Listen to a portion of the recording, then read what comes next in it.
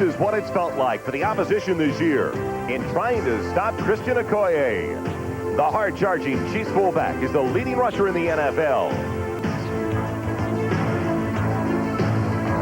Today, the Chiefs continue their charge towards the playoffs. NBC Sports presents the National Football League. Today, it's the San Diego Chargers versus the Kansas City Chiefs. This afternoon, we're at Arrowhead Stadium as one of the real surprises in the NFL this season. The Kansas City Chiefs match up with the San Diego Chargers, hoping to keep alive their wild card chances for the playoffs. And while it's not Green Bay, it is pretty close, as the two teams will be working in frigid conditions. He is dressed lightly. Looking around the stadium, you'll see a lot of blankets today. Temperature for kickoff is 18 degrees with the wind chill 0.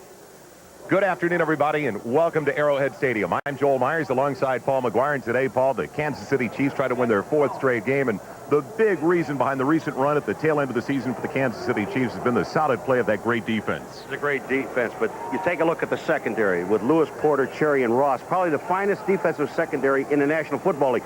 The interesting thing yesterday, we talked to Marty Schottenheimer, we mentioned defense, he had a smile on his face, and he said, these guys get mad when you get a first down on them. Not a score, but a first. And he said it with a straight face.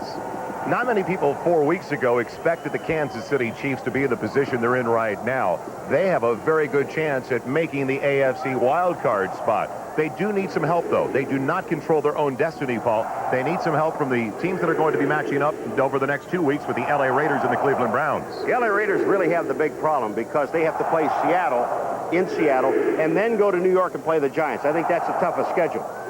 Now, but you look at Cleveland. Cleveland has to play Minnesota. I think Minnesota could win that football game. The most important thing that the Kansas City Chiefs have to concentrate on, Joel, is their own destiny, and that's winning this football game and then going down to Miami and beating Miami. They already beat them once this year. The Kansas City Chiefs defense that we've been talking about comes into the game ranked 2nd in the NFL. And what a super addition this young man has been. The #1 draft choice from Alabama, Derek Thomas. 10 sacks to lead the Chiefs, one of the tops in the AFC in that department. And what a confident young man. We had an opportunity to talk with him yesterday. Paul asked him, what has been your toughest adjustment from going from college ball to the pros? He said it with a straight face as well. He said, none. It's been like a dream come true. He's a very competent young man, and he gets the job done, and the offense rests on that man's shoulders. That's Steve DeBerg. He has been phenomenal over the last 3 games. The last 6, very, very consistent. He's in his 13th year out of San Jose State. His completion percentage tops in the AFC. 13 interceptions, you might remember, came in week number 3 against these same San Diego Chargers. Lowry has it teed up as the Chargers won the opening coin toss, and Anthony Miller is back, along with Jamie Holland waiting for the kickoff. It'll be Holland at the 2. Good special teams coverage as he's down at the 20-yard line in the arms of San Petrie. An 18-yard return for Jamie Holland. Got a huge offensive line that they've been looking at some new people on. Joel Patton getting the start, as well as Joey Howard. Number of youngsters out there, including the youngest player in the NFL. They're starting center Courtney Hall. Billy Joe Tolliver, the rookie quarterback from Texas Tech. He gets his 4th career start. Another rookie in the backfield, the rookie from Florida State, his partner, Marion Butts. Now, when they go to their spread offense, the extra wide receivers, Jamie Holland and Quinn Early, joining Anthony Miller and Wayne Walker. Butts the only one to the backfield on 1st and 10 for the Chargers from their own 20-yard line. Tolliver's got quite a gun, and he finds the big tight end. It's like trying to bring down an offensive tackle. It's a gain of 7 to the 27-yard line. Took 2, maybe even 3. Dino Hackett and Walker Lee Ashley, the first ones there. This Chiefs defensive front 7, one of the very best in the NFL. They don't drop off that much. They lost Billy Maas about 4 or 5 weeks ago with a broken right forearm, but Sally Amu has done a sensational job. And the linebackers, one of the best group of 4 in the entire league. When they go to their 41 defense, Derek Thomas goes to a down position. Mike game for pass rushing. 1 linebacker is Lewis Cooper. 2 extra defensive backs joining Lewis, Ross, Porter, and Cherry, the regular foursome in the secondary. 2nd and 3 from the 27. Marion Butts has the first down, banging his way across the 30, near the 32-yard line. A little altercation down over to the left side. Dino Hackett getting into it with the left guard, Broderick Thompson. Broderick Thompson tried to run Dino Hackett off the playing field. That's what happened. They got tangled up. They were holding on to each other. And the play was over. Referees missed. No flags, no personal fouls, and a first down for San Diego. One thing about San Diego, though, when they first played out in San Diego gained over 200 yards rushing against this team, and this is the one thing that the Kansas City Chiefs really are trying to stop is the running game. They're not too worried about Billy Joe Tolliver passing the ball, especially on a day like today. And Dan Henning said, I'm not worried about the cold weather. The cold weather really doesn't affect a good running attack like we have. Walker's the motion man on 1st and 10. Butts gets the call. The rookie from Florida State stacked up. Maybe a yard on the carry. The strong safety, Kevin Porter, up on the run support. Kevin Porter along with Dino Hackett, and they're waiting on it. You know, you're just not going to power offense, I don't think, today against the Kansas City Chiefs. It's just not going to be there. Now, just take a look on the left of your screen. You're going to see him come in. And Dino Hackett, and there's Porter, and there's Dino Hackett 54. Or 56, excuse me, is Dino Hackett, and he's there, and Walker Lee Ashley, number 54, was there. So they're getting their linebackers active early. Marty Schottenheimer brings his record of 7-6-1. As Darren Nelson now enters the game. In the backfield for the San Diego Chargers on 2nd and 9. Flags in the air, and a dead ball foul coming up. A penalty coming up against the Chargers. They look like they lifted up a little bit early on the offensive line. You know, one of the things when you see a young quarterback coming in like Billy Joe Tolliver. Ball start prior to the snap. Number 79 offense, still 2nd down. What you think you want to do on defense is heat on them. Get some blitzing in. Well, the Washington Redskins tried that a week ago. And Dan Henning said that Billy Joe Tolliver stayed in there.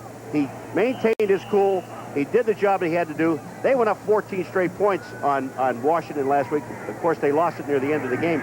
But this young man is cool, and he knows that this is going to be his football team from here on out. And it had to be encouraging for Billy Joe Tolliver and the young offensive line because the Redskins did take chances, but they did not get to the quarterback. Chargers didn't give up a sack last week. 2nd and Darren Nelson drilled out of the backfield. Man who made the play, Albert Lewis. He slowed him down in time for the others to come in to make the hit. No gain on that reception, maybe a loss of a yard. Albert Lewis in his 7th year out of Grambling goes at 6'2", 200 pounds.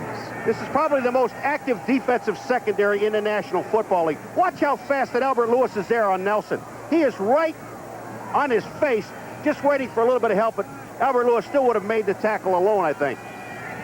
Mike Bell enters the game for pass rushing purpose. 3 interceptions for Albert Lewis, a member of what most consider to be the very best secondary in the National Football League. 3rd and 15. The ball back at the 28-yard line of San Diego. Pocket holds up well for Tolliver. He has time. It's Nelson on the completion, but way short of the first down as he's run out of bounds by Danny Copeland, the extra defensive back of the dime package at the 35-yard line. It was excellent blocking that time by the San Diego Chargers. Now look at Thomas is coming up the field, and that's Joey Howard blocking on him. Joey Howard just takes him back to the outside. The protection was there, Joel, but when you pick out a guy, when you've got 13 yards and you pick out Darren Nelson, who's only down the field 7 yards, you're not going to get first downs. You've got to look off your primary if your primary is only 7-8 yards beyond the line of scrimmage. Hank Alyssa again to punt it away. Naz Worthen waiting back for Kansas City. The rookie from North Carolina State at the Chiefs line. Short one, but a very high one by Alyssa. Worthen will stay away from it. Now he'll take it on a hop. And gets it out across the 30 to the 31-yard line. So when we return, the Chiefs will have it the first time today. 1st and 10 at their own 31-yard line. Scoreless so far in Kansas City, 4 minutes into the contest. This is the 30th anniversary of the old AFL, and on a Friday night at the LA Coliseum on September 10th of 1960, Paul Maguire, a member of the LA Chargers.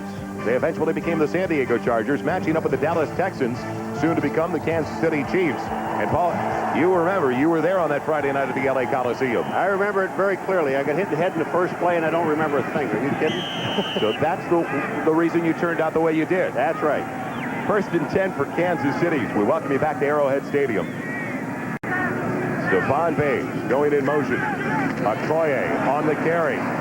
Good job defensively by the San Diego Chargers. No gain on the carry. But the NFL's leading rusher Christian Okoye, who had 131 yards last week. He'll be working behind a solid offensive line, an experienced one, too. Mike Webster anchoring things in the middle. He's played more games than any other active player in the NFL. DeBerg so hot over the last 6 weeks, joined in the backfield by Okoye and Hurd. Gifted group of wide receivers when they go to their spread offense. They'll bring in Emil Harry and Clarence Weathers, the extra wideouts, and Todd McNair will be the one to the backfield. Second and 10, Okoye across the 35 for a gain of 5 to the 36-yard line.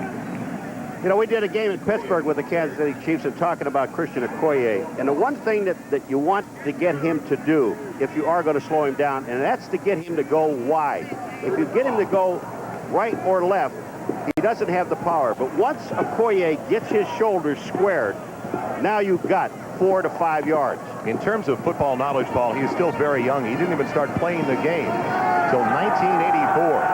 At Azusa for 3 seasons of college ball before coming to the Kansas City Chiefs as a second-round draft choice.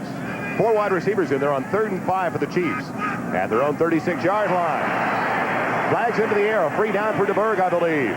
Goes up top. It's complete to Stephon Page. He's got more than enough for the first down into Charger territory. Yeah, but I got to believe that, this has got to be, this play should have been stopped because the defensive end, even though he went offside, Irv Eatman, number 75, the offensive tackle, moved. I'm going to tell you what, you can go offside on defense as long as you don't make contact because you have to have time to get back. But Eatman moved before the ball was snapped. You can see him looking around. 16-yard reception will stand. The defensive front 7. This is the 10th best defensive unit in the NFL. Outstanding group of linebackers as well, with Billy Ray Smith, Dan Henning telling us yesterday, Marty Schottenheimer rather telling us yesterday, he thinks Billy Ray Smith is the best outside back today. When they go to their Pirate, the extra down lineman and 2 extra defensive backs as well into that dime package. We'll get a look at the secondary in just a second. 1st and 10 inside the 48 of San Diego. Okoye for a couple down to the 46-yard line. I think the interesting thing that Marty Schottenheimer brought out about Billy Ray Smith is that and the San Diego Chargers, they do not play a 4-man front. According to him, they play a 5-man front because Billy Ray Smith is always on the line of scrimmage, and most of the time he's coming. When you look down the line of scrimmage, there's Smith. He's on the line. Now, you see him, as soon as he reads run, he's up. He doesn't make the play here, but he is up on the line of scrimmage. So they consider the San Diego Chargers as a 5-man defensive line. Because you'll see number 91 down so often, and that's Leslie O'Neal as the 5th one. 2nd and long. 2nd and a long 7 outside the 45. And the receiver, Harry, fell down as DeBerg saw a lot of heat for the first time today. It falls incomplete. It'll bring up 3rd and long now. The pressure coming from Leslie inside linebacker Gary Plummer. Well, the one thing about the Chargers is that they just have too many people up on the line of scrimmage to be able to block them. So you've got to eliminate one guy. And the guy that the Kansas City Chiefs would like to eliminate, if there is one guy, it will be the outside guy away from the play, hoping and knowing that he won't get there. What a big matchup Miami-Indianapolis is, especially for Indianapolis.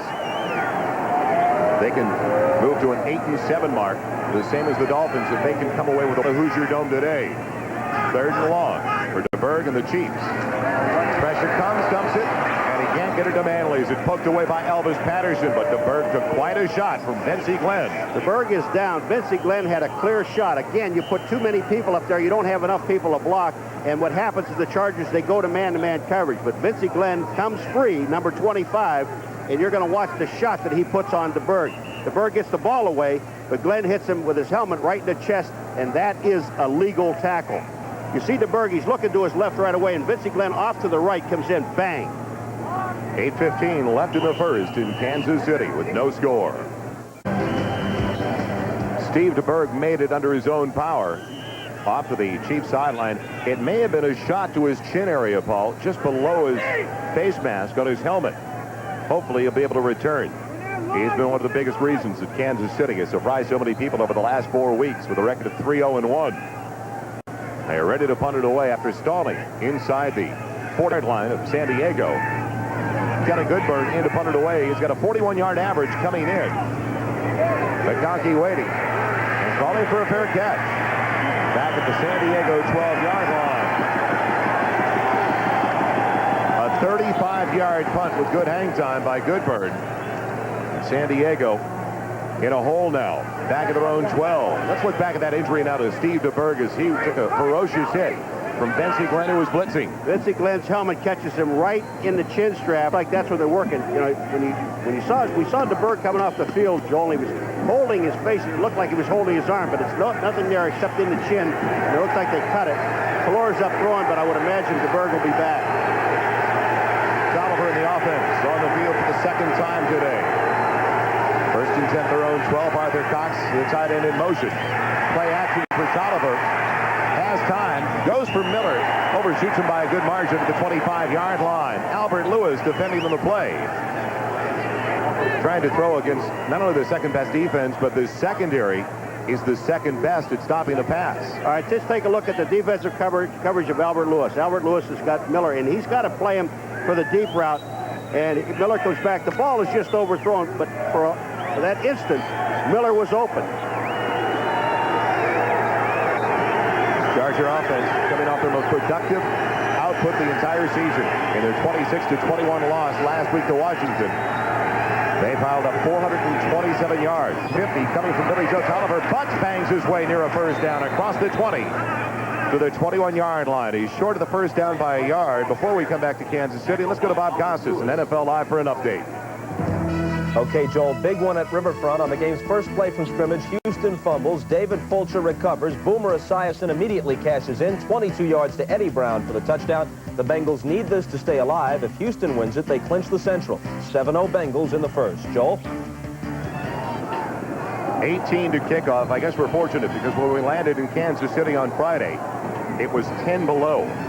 Wind chill at the 0 mark to start the day. You know what I like on days like today? When they applaud, you can't hear it because they have their gloves on. There's a timeout of the field. We'll be right back. The Arrowhead Stadium with 7 minutes and 20 seconds left in the first. Steve DeBerg was saved by the bell at the end of round number 2. They worked on him in the corner. They patched up his chin, and we talked to Angelo Dundee that he'll be able to make it back for the Chiefs' next possession. Welcome back to Kansas City. Joel Meyers along with Paul Maguire. 3rd and 1 now. San Diego used the timeout just before we broke away. Marion Butts in the counter give. He's got the guards pulling, and he's got the first down across the 25. Great action in the pulling of the offensive lineman enabled Marion Butts to pick up that first down. I love misdirection plays, and that's exactly what they ran. They had everybody going to San Diego's left, and then they came back to the right with Butts. Houston can clinch the AFC Central Division title with a win today over Cincinnati, but Boomer Esiason with a touchdown pass to Benny Brown has the Bengals on top. And Miami now with a 10-point lead. Sweeties with a touchdown reception from Dan Marino. Don't forget about Pittsburgh. They still have a shot. They still have a chance to be on a wild card team. Play action for Tolliver on first down. Sets up the tight end screen to Arthur Cox. He's got room and blockers. He's out across the 31st down again for the Chargers. Near the 38-yard line. Forced out on the far side by Kevin Porter. Kevin Porter said, wait a minute. I need some help. This guy weighs about 280, and I'm just a little guy.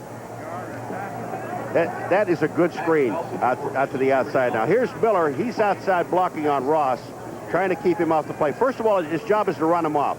Now the screen play, he sees that into effect. Now, look at this. He's got him by the shirt. That's what you call doing your job. You free it out, even though you're not involved in the pass play. First and 10 for San Diego. Talk about tough luck teams over the last 12 weeks. The Chargers have a record of 4-8 in those 8 losses. They've come by a total of 32 points. An average of only 4 points a loss. Butts on first down. Gets to the outside as they broke the containment. And he's across the 45 for a gain of 9 to the 46. Let's get another update now with Bob Costas in New York. Okay, Joel, at the Hoosier Dome, Ron Stark punts for the Colts. Scott Schwades grabs it for the Dolphins, and since later, he's in the end zone. The Dolphins have a crack at the championship in the AFC East, and for sure they're a wild card if they win this one today and beat the Chiefs in Miami next week. It's 10-0 in the first. Joel? All right, Bob, thank you. So a great start for Don Shula and Miami. So far, scoreless in Kansas City with 6:24 left in the first 15 minutes of play. Second and short, the ultimate situation for Dan Henning and his rookie quarterback from Texas Tech, Billy Joe Tolliver. He'll throw it on second and a couple. has a man, Walker, off his fingertips. They're a little bit late recognizing the one-on-one coverage over there. Tolliver got it out there, but Walker looked back a little bit late. I'm going to tell you something. Now you have an idea of how strong Billy Joe Tolliver's arm is. He was not even set when he threw the ball. He just guns it. Watch the position of Billy Joe Tolliver. He sees the rush coming from the outside. And watch it. He steps up. He's not set. He just slings that ball downfield about 40 yards. Great strength. And he had definitely beaten Kevin Ross by a couple of yards on the play. That's that tech combination that was so successful last week. Both Tolliver and Wayne Walker combined at Texas Tech to put up some great numbers. 3rd and short, 3rd and 2. Marion Fox charging his way up the middle. I believe he's got enough for the first down across the 48. He only needed to push it just past the yard marker, and he does have the first down. We're going to see the center Hall on Saliamua. Now watch this, the blocking. And they double-team Saliamua out of the hole, but then the fill by the linebackers, which you have to have. They're going to measure this thing. Remember, again, when we started this thing, San Diego, the last time they played the Kansas City Chiefs, gained over 200 yards on the ground against the Chiefs.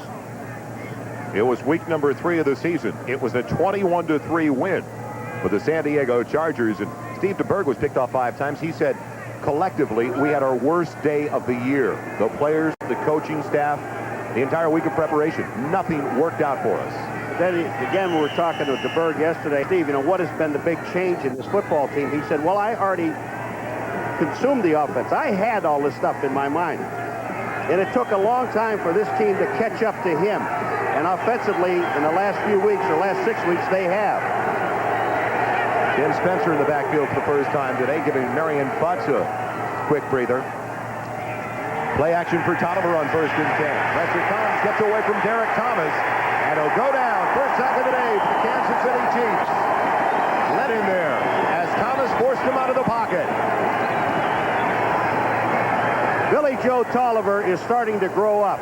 Normally, a young quarterback would either throw the ball downfield, but Billy Joe Tolliver had no one to throw the ball to. Here comes Derek now. Thomas is back there. He forces him out into Griffin. But watch what Tolliver does. He can't see into the sun, number one, so he can't find a receiver. Not going to throw the ball away. Take the sack. Thomas almost came up with his 11th sack of the season.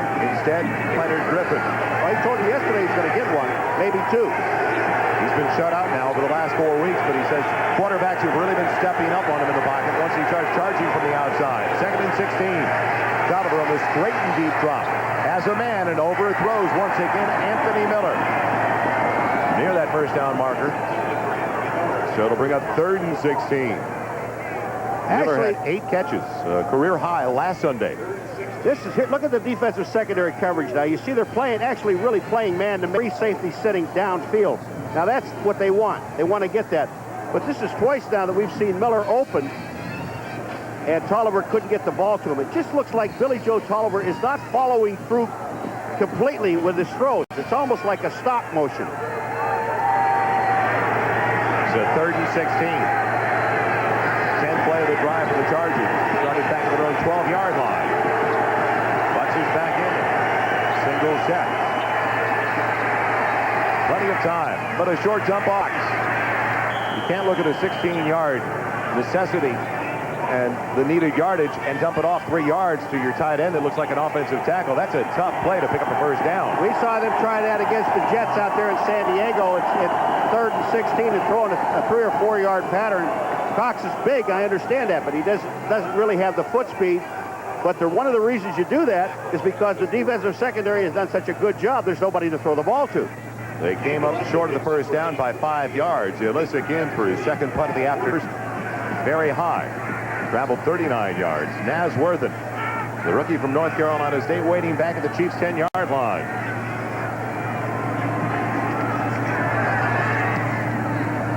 Illicik punches out another short one. Fair catch called for by Worthen, who drops it, but regains control, fortunately for Kansas City, after a 31-yard punt by Hank Illicik. Be right back to Kansas City. Still no quarterback Steve DeBerg took quite a shot on that last series to his chin from Benzie Glenn. Suffered a laceration to the right side of his chin. Did not require stitches. And who's back in there now, leading the Chiefs offense. What a boost for Marty Schottenheimer and his group, because the consistency that they have gained. And DeBerg told us yesterday, Paul, he's never felt more confident about his ability and the level with which he is playing right now. He's feeling now that he's playing the best of his career, and he's in his 13th season. And he said every time he was benched, he just kept up with the offense and knew that there was going to be a time to go back and play again. You got to give him a lot of credit. Play action. He's the very best in the NFL at that. It's batted into the air and intercepted. Intercepted by San Diego inside the 20, down to the 18-yard line. The Chiefs get it back on the first turnover of the day, and I believe it's the inside linebacker, yes, from Notre Dame, Cedric Figueroa. This play fake, now, I don't know, it might have been Grossman, number 92, that gets his hands up in DeBerg's face. But DeBerg, you're going to see when he comes out, he's all by himself. Now here comes Grossman. It is Bert Grossman. He gets his hands up, the ball hits up in the air. Figueroa is there to get it. Great field position for the San Diego Chargers. We're seeing two good defensive football teams. Here's Grossman. He give a little pat. Hey, better meet. And he's such a humble guy to begin with. Probably has some kind words. First and 10. Bucks gets it. And he is torpedoed at the 16-yard line after a gain of 2 by Dino Hackett. These two teams hitting so hard in the early going on a very, very cold day in Kansas City. Hackett from Appalachian State. All right, just take a look at now. Here comes the blocking up through the hole, and that's Richard 65 getting up through the hole, but not popping. I mean, Hackett is the first guy down, but then he gets Burroughs and a few other friends. Ross is in there to make the play. That's a tough 2 yards. 7 carries, 30 yards totaled so far by Marion Bucks. Only one wide receiver, Miller, is in motion. Bucks picking his way down the line. Lateral pursuit, and Dino Hackett get to him again. A loss back to the 18-yard line. A loss of 2. Joe, you don't want to try to run outside on this football team, and I don't think that the Kansas City Chiefs want to try to run outside on the San Diego Chargers. They just string it out, both of these defenses, too well. And when you get Butts moving sideways, you have a problem. You don't have his strength. They've been moving the ball very well from tackle to tackle. Stay in there. There are less people to block in there. No score so far with 2 minutes and 33 seconds left in the first quarter. Hackett's coming over to the sideline. They have the extra defensive backs in there now. The dime package to the Kansas City Chiefs on 3rd and 10. Back at the Chiefs' 18-yard line. They bring the blitz. It's over the middle and intercepted. Intercepted by Kevin Ross. They take it right back. That's something Marty Schottenheimer told us yesterday, the way this defensive unit deals with adversity. And now a fight breaking out. But the combatants separated in a big hurry. The biggest problem here is you had 2 receivers in the same area. Miller and Darren Nelson. Look, they're both in the same spot. Excuse me, I said Darren Nelson. It was Wayne Walker. And then all Ross did was play the quarterback in the ball because he had help in there. And when you have 2 guys running in the same spot, now the pressure is up the middle. There's no question about that. But the problem is you had 2 receivers running in the same area. Take a look to your left of the screen. When they're both in the same area, you only need one guy to cover them. That time Ross did and played the ball. Kansas City has it for the 3rd time. 1st and 10 at their own 9-yard line. Okoye the carry. Across the 10, a little breathing room now up to the 12-yard line on a gain of 3. So many important games in this 15th week of the NFL season. So many possibilities. Wild card and division championships up for grabs as well. Cincinnati gets a touchdown run from James Brooks, trying to keep the Houston Oilers away from wrapping things up in the AFC Central today. Indianapolis on the board for the first time after trailing 10-0.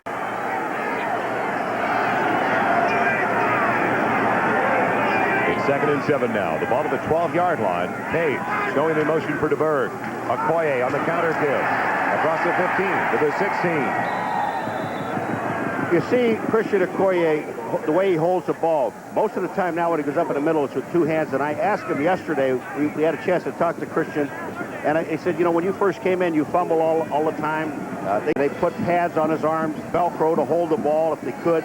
Anything they could do with Christian Okoye. And he said, he was very frank about it. He said, I fumbled a lot in college. Not fumbled that much in the National Football League, and they go back to when I played in college. DeBerg out of the shotgun. A 3rd and 3 from the 16-yard line. Looking for the dump off. He's got his man. It's complete. Out of the backfield, Todd McNair is drilled. Drilled right at the point where he took it in the 17-yard line by DeBerg. Young man from his state, former #1 draft choice of the San Diego Chargers. So they failed to pick up a first down, and the San Diego defense gets the job done. McConkey back for the punt. Two outstanding defensive units getting together today at Arrowhead Stadium. Skelly Goodburn will punt from inside his own 5-yard line. So it looked like a great opportunity for the Chargers to score. Intercepting that ball to the 18 by Figueroa. Ross then.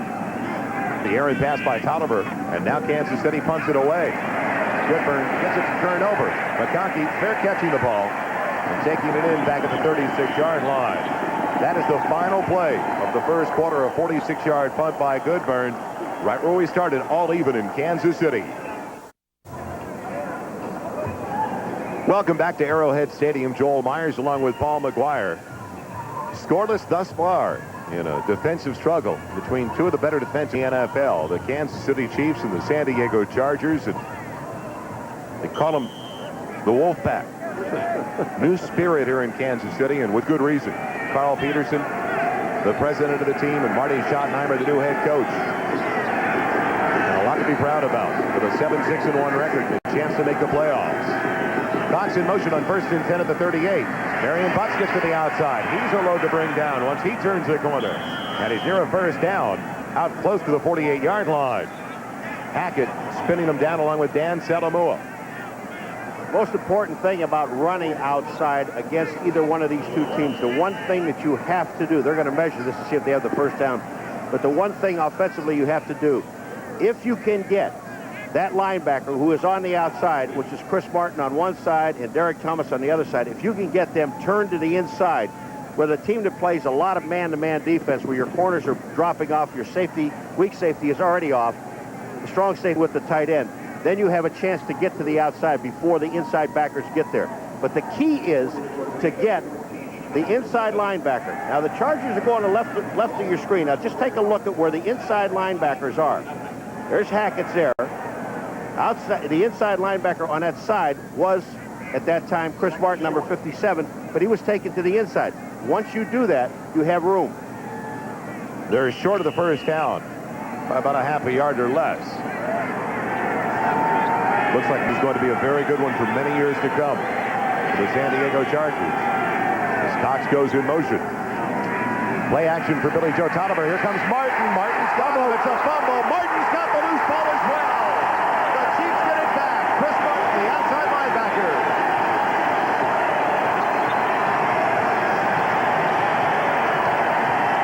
He stripped the ball and then he picked it up. Again, we're talking about the outside linebacker. Now, in a run, you've got to take him inside, but on protection, you've got to be able to block him. Chris Martin comes from the outside. Cox lets him go.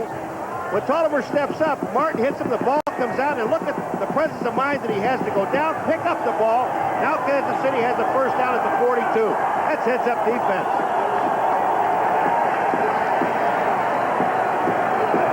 Third straight turnover between these two teams. After an error-free first 13 minutes. Two tight end set, Roberts and Hayes in there for Kansas City. There goes Alfredo Roberts in motion. Okoye getting it on the same side. They stopped the play pretty well. Okoye falling forward to the 39-yard line. Okoye with 38 carries, a new team record last week.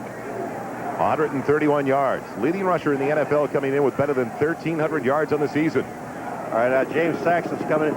You know, with everybody keying on Okoye as much as they do, if you ran a play action inside, going to converge all that defense and then run a screen back the other way away from Okoye, you've got something.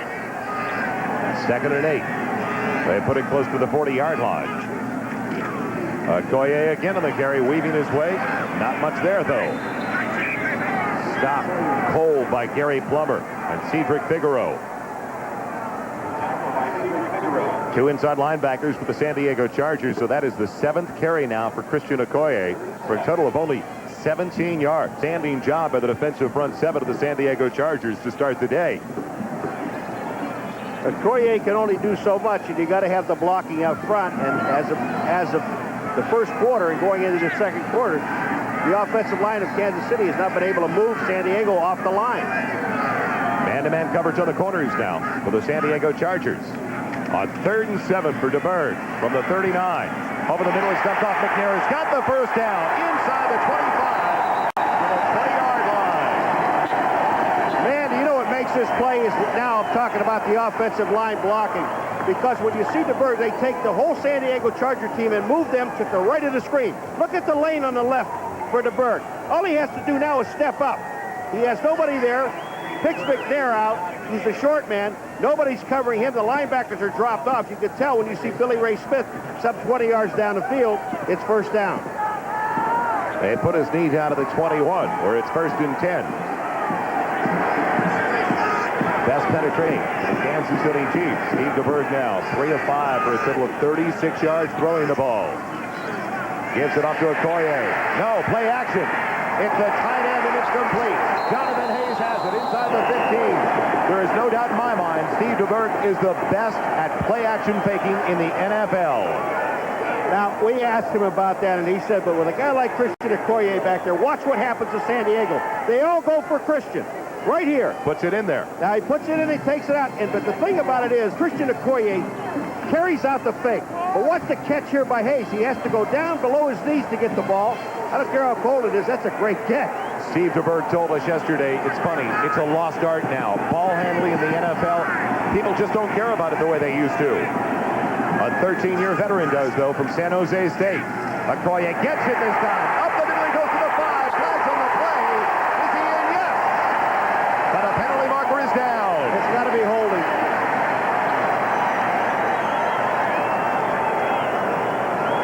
It will be the call you just mentioned, Paul. I think it may be against Hayes, number 85, who was the tight end. I mean, he's the one that walked back with his head down. That's just a guess. But again, if we go back to the play faking, I think it's really interesting to watch because DeBerg gives the credit. I mean, he said he's worked on it all of his holding. Number 85 offense, that penalty be declined. Holding number 77 offense will be accepted. Still 2nd down. Why did they decide to single out Baldinger? Well, because Jonathan Hayes said, I don't want any holding penalties against me, to give it to him. But again, DeBerg really gives the credit for this play faking here with the Kansas City Chiefs to Okoye. When you have a guy like that, but the key to it is that Okoye carries it out. As much hitting as he takes when he's carrying the ball, he still gets hit when he doesn't have the ball. And it takes a lot of guts to do that. The two tight ends stay in there as Roberts goes in motion. On 2nd and long, Okoye on the inside give. Dumped down inside the 20 at the 19. That was a 5.5 on the open-ended Richter scale. You could feel that up here in the press box. Gary Plummer on the hit. He hit him high. And did he ever go down? Yeah, but because Vincey Glenn was underneath him and took his legs out. And that's where he got some courage. Linebackers are big enough to do that. Vincey Glenn is just a little bitty guy. One of the unsung heroes in the defensive unit for the San Diego Chargers. So consistent, leading them once again for the 3rd season in a row. In stops. Chiefs 2 of 4 in 3rd down conversions. This is a 3rd and 7, a long 7, close to 8 at the 19-yard line. DeBerg out of the shotgun. Going up top for Emil Harry. Harry thought he was held up by the man on the corner, Roy Bennett, who comes in on the dime package for the San Diego Chargers. No flags, and it'll be Nick Lowry trying to get 3 on the board, the first points of the day for either team. Well, the first I saw was Vincey Glenn sitting in there again, and he knew the blitz was coming. They didn't have enough people to block the people that are coming, and DeBerg did the smart thing. He just threw the ball away as fast as he could. It's going to be a 37-yard field goal attempt for Nick Lowry, who's 20 of 29 in the season. I like that face mask. Single bar deal. The old-fashioned look for Lowry.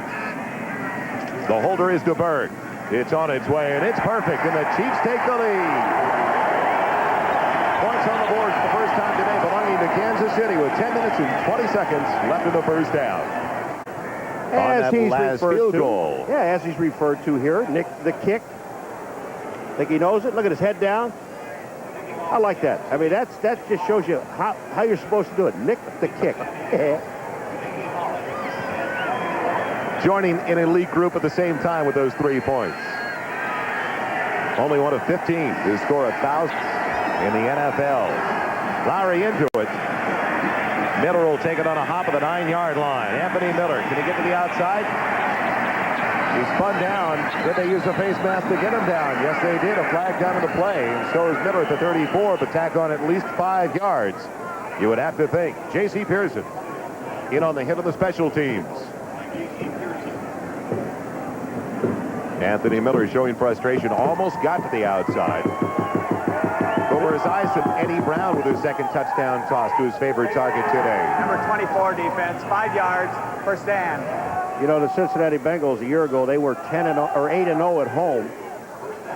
And they won the championship game at home, but they were 8-0 at home. And this year they went in there 4-3, and now they're doing a number. They're taking their frustrations out on Houston. Here's the face mask right here. And, you know, see, I'm going to tell you, this to me is 15 and not 5. Without a doubt. When you take a guy and turn his head 180, it better be 15 and not 5. For the 5th time today at the 39-yard line on 1st and 10. Marion Butts bowling his way across the 40 to the 42-yard line. Gain of 3 on the carry for the rookie from Florida State. I'd like to remind you, we'll be selecting the Budweiser most valuable player for today's game at the conclusion of the contest. When I asked Dan Henning yesterday if the draft was tomorrow, what would his priorities be? It didn't take too long to say a running back. He likes Marion Butts a lot as his fullback for many, many years to come. Now he needs that James Brooks type.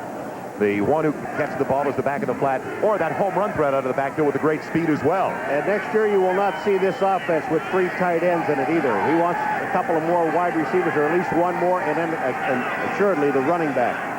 2nd and 7 from the 42 for Tolliver, who's going deep. Looking for Wayne Walker. He's got it inside the 30, all the way down. No, they say he was out of bounds inside the 25.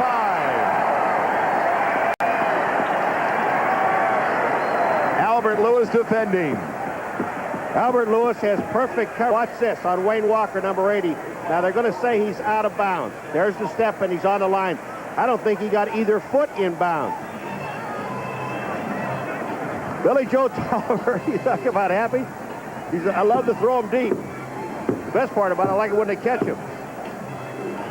This young man was not drafted. Wayne Walker is injured his senior season, and when Dan Henning went down to look at Billy Joe Tolliver, he was throwing the ball to Wayne Walker, who had just come back after a 5-month layoff.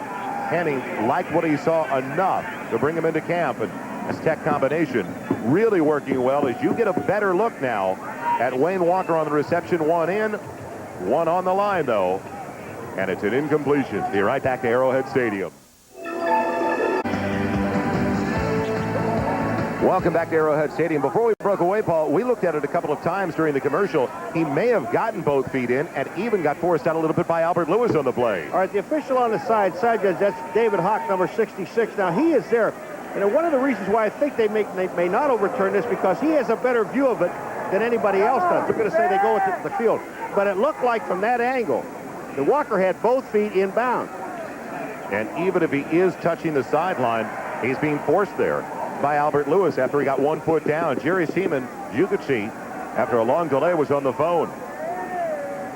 Here it is right here. Now look at all right, the first foot is the right one.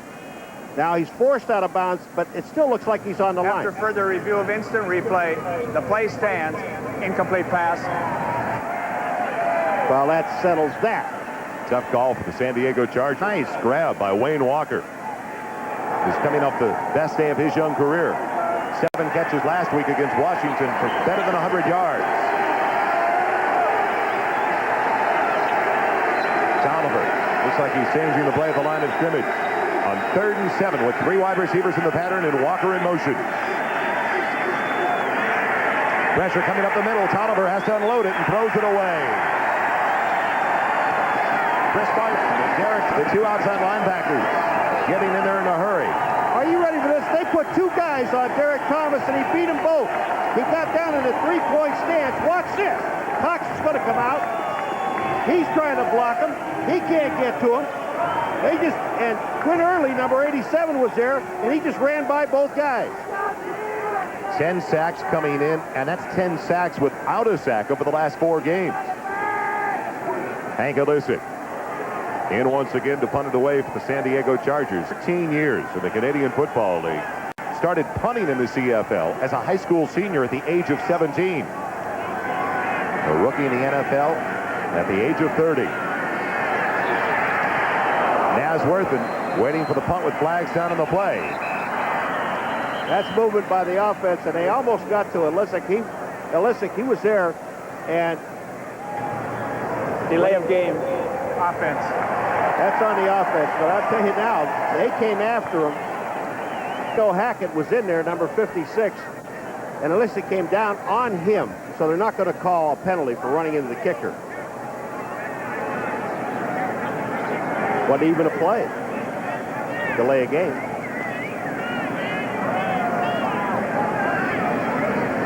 They'll take it 5 yards further back from the 42 to the 37. So after that great field position, the Chargers can't do a thing with it. Failed to even pick up a first down after getting the ball at their own 39. Worthen back to 25. We just joined us a very chilly day in Kansas City. Game time temperature 18 degrees with the wind chill at 0. Kansas City, they have 10 men up on the line of scrimmage. There's movement in the offensive line. He drops it, squibs it out with a flag down. Yes, a flag down to the line of scrimmage as it rolls out of bounds. Outside of the 30 near the 32. There's no play here again because there was movement by the San Diego Chargers before the play even started. Another 5 yards further back. Well, and you've got to take the penalty.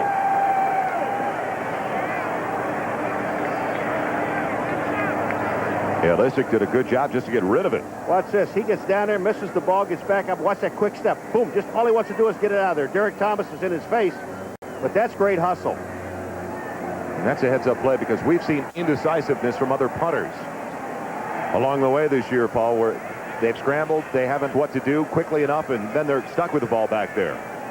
Now, see, the thing is, the Kansas City Chiefs twice now went after the ball. What it does, it makes the San Diego Chargers now. Right guard offense, still 4th down. It makes the San Diego Chargers now bring all of their people inside, Joel, so they can't get 2 wideouts because before the ball is kicked, there's only 2 people that are allowed to go down. That's the guy on the outside on either side. But now they've got them all jammed inside. Whether they can go after the ball or not, they've got these people, and you get a return. They take it back to the 32-yard line. Pressure again up the middle. A wobbler and a very short one. And Worthen will stay away from it as it takes a San Diego roll inside the 25. All the way down to the 23-yard line. But there's another flag down the play inside the 30-yard line.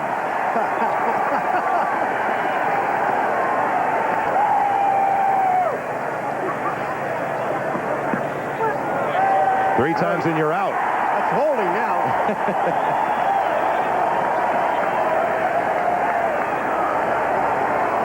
About it, though, Olisic, he doesn't have to warm up anymore. Look at him. How many times do I have to kick this thing? Hope he wasn't working in the net on the sideline. He's going to become leg weary.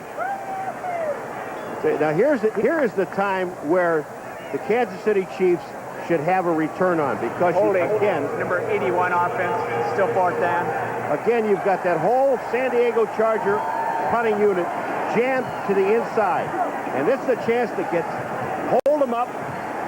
You won't get Patterson downfield, you won't get Holland downfield, and you've got to return. This is where you make a return. You could do a return even though you have the 10 guys up. So the 10-yard mark off. Now Olisic all the way back to the 7-yard line. These mistakes could prove to be quite costly for the Chargers. So it looked like it was going to be the Chiefs' ball just outside of their own 30 after the punter again. And Olisic with a low-line drive. It'll hit at the 50. Worthen will stay away from it as it's out of bounds in great field position coming up for Kansas City. And around the 48-yard line. Only a 29-yard punt by Hank Olisic under a lot of pressure to say the least. Chargers get it back, and they lead by 3. 37-year-old Mike Webster, 16 years in the league. The Kansas City gets the ball. Watch the first guy out on the field. Number 53, Mike Webster. He can't wait to get out there. And this is slow for him. Now, the ball, that's because the ball was right in front of him. We're down the other end of the field. He'd sprint down there. Then he comes out of the huddle after they break, and he sprints to the line of scrimmage. Great feature yesterday on NFL Live at halftime of the Denver Bronco Phoenix game on Mike Webster. Great work ethic. And Steve DeBerg put it very simply when he told us yesterday. He said, it's not what he says, it's what he does. It really is an inspiration. And you got that feature yesterday. I mean, it was just solid because you got Webster, who's the oldest center in the league, playing against the San Diego Chargers, who have the youngest center in the league. Isn't that great? Outstanding feature with Gail Gardner yesterday on NFL Live. You bet. Here goes Mike. Stays warm, Mike. They finally put the ball just shy of the 50-yard line. Okoye, the only one in the backfield. The Chiefs have it. They lead it by 3 with 8:54 left in the first half. 3:35. Running play to Okoye to the left. Play fake. DeBerg wide open over the middle. Page. He couldn't make the grab that was down low. Martin Bayless on the coverage, but Page was wide open once he got beyond the underneath coverage, beyond the linebacker. So was the guy out to his left, Emil Harry. Cincinnati, a couple of touchdown passes to Eddie Brown. Pounding Houston.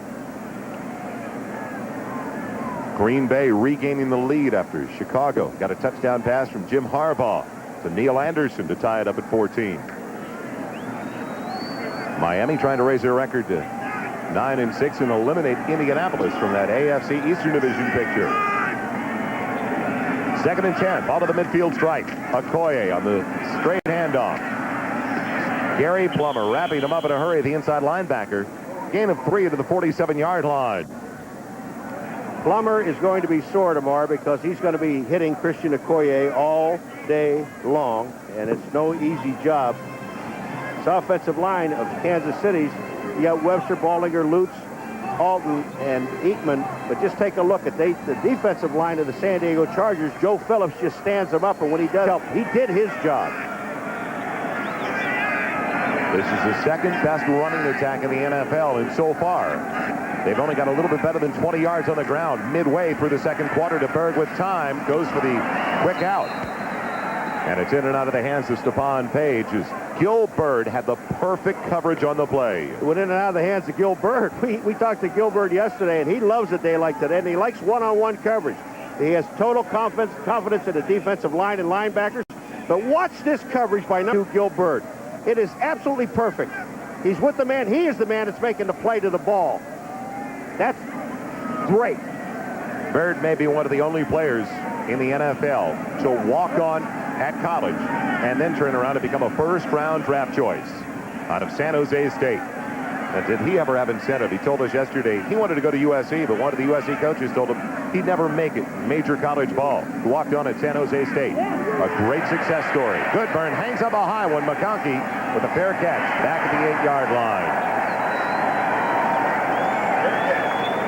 So the Chargers in a hole, but their defense doing the job once again after the Chiefs started with the ball at the 50-yard line. And if you missed NFL Live, some of the topics that were discussed today, Mike Shanahan telling Bob Costas that he turned down the job to Kentucky. Ralph Wiley feels that Keith McCants is going to be the #1 draft choice in the upcoming draft. And Jerry Glanville, well, he likes to play on the road when the opposing fans Oilers. And don't forget, NFL Live at halftime with Bob Costas, O.J. Simpson, Ralph Wiley, and Bobby Beathard. I think one of the reasons that Shanahan turned that job down is I think that the Raiders wanted Kentucky to pick up his contract. 1st and 10 for the Chiefs. The reverse goes to Wayne Walker. Smallest player in the Chargers lineup. Fumbles the ball as he's hit. Loose ball. Who's got it? Scramble around the 16-yard line. Kansas City recovers.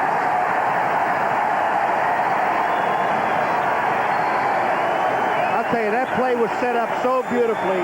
It really was. And they were running very well with it. And Chris Martin, it was the linebacker to the outside. He had to hold off the offensive man to wait for some help. He did a great job. Walker had the first down. But look at the fake here. Here's again, you fake the butts this time. Walker comes around, and just take a look at now. On the outside, the hit there by Durant, and he helps. The ball is stripped really by Dino Hackett's hit. And Kansas City gets the ball. Now we got an injured player down. Chris Martin on that fumble recovery. After the reverse, smallest player at 5'8", 162. They call him the Bug, Wayne Walker.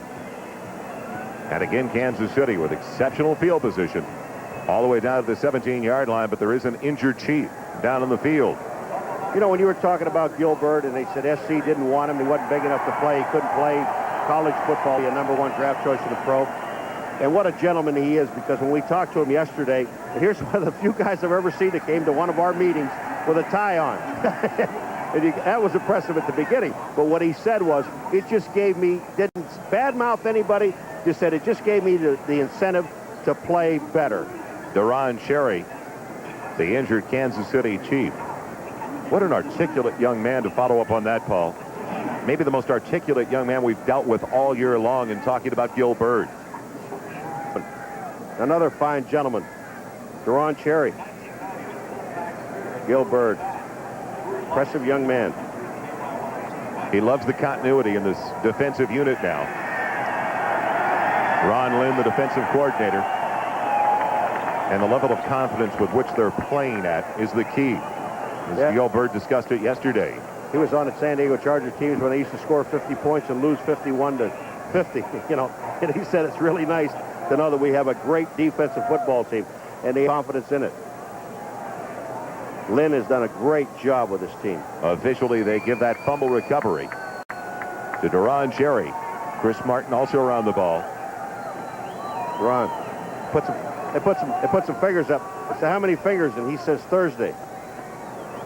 All right, Deron Cherry, he goes over the back and he just lands on his back. But as he goes for the ball, his own man, who is Martin, number 57, hits him. He's all right. So the Chiefs finally get it. 1st and 10 of the Chargers 17. 7:45 left in the first half, and Kansas City already leads it by 3 on a 36-yard field goal by Nick Lowry. Give to Okoye. Inside the 15, power play down to the 12-yard line. Gain of close to 5, and one of the longer runs so far this afternoon by Christian Okoye. So he's hit by Lee Williams. He's hurt. He got hit in the ribs, and he's holding his ribs. Christian Okoye, number 35.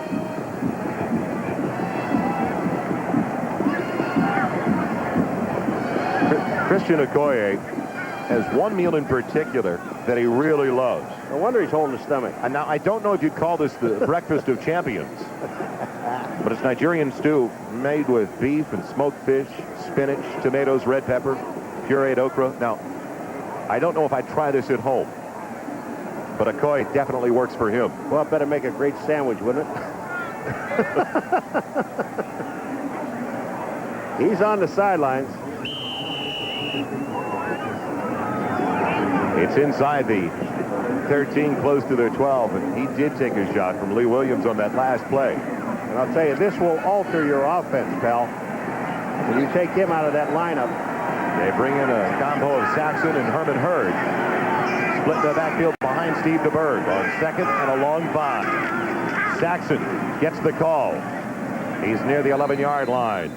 When I said it, alter your offense a little bit, or a lot, especially with Christian Okoye out, but you can imagine what it does also to the defense, because that is their key.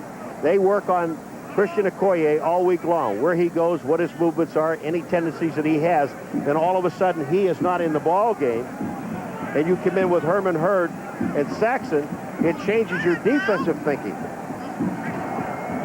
No word yet on Christian Okoye.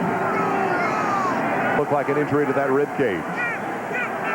DeBerg out of the shotgun on 3rd and 4 from the 11-yard line. Pocket holds up for DeBerg. He's got plenty of time. He finds his back in the flat. It's complete. Rather Clarence Weathers with flags on the play. But there's a flag back around the 7-yard line. It's against Kansas City.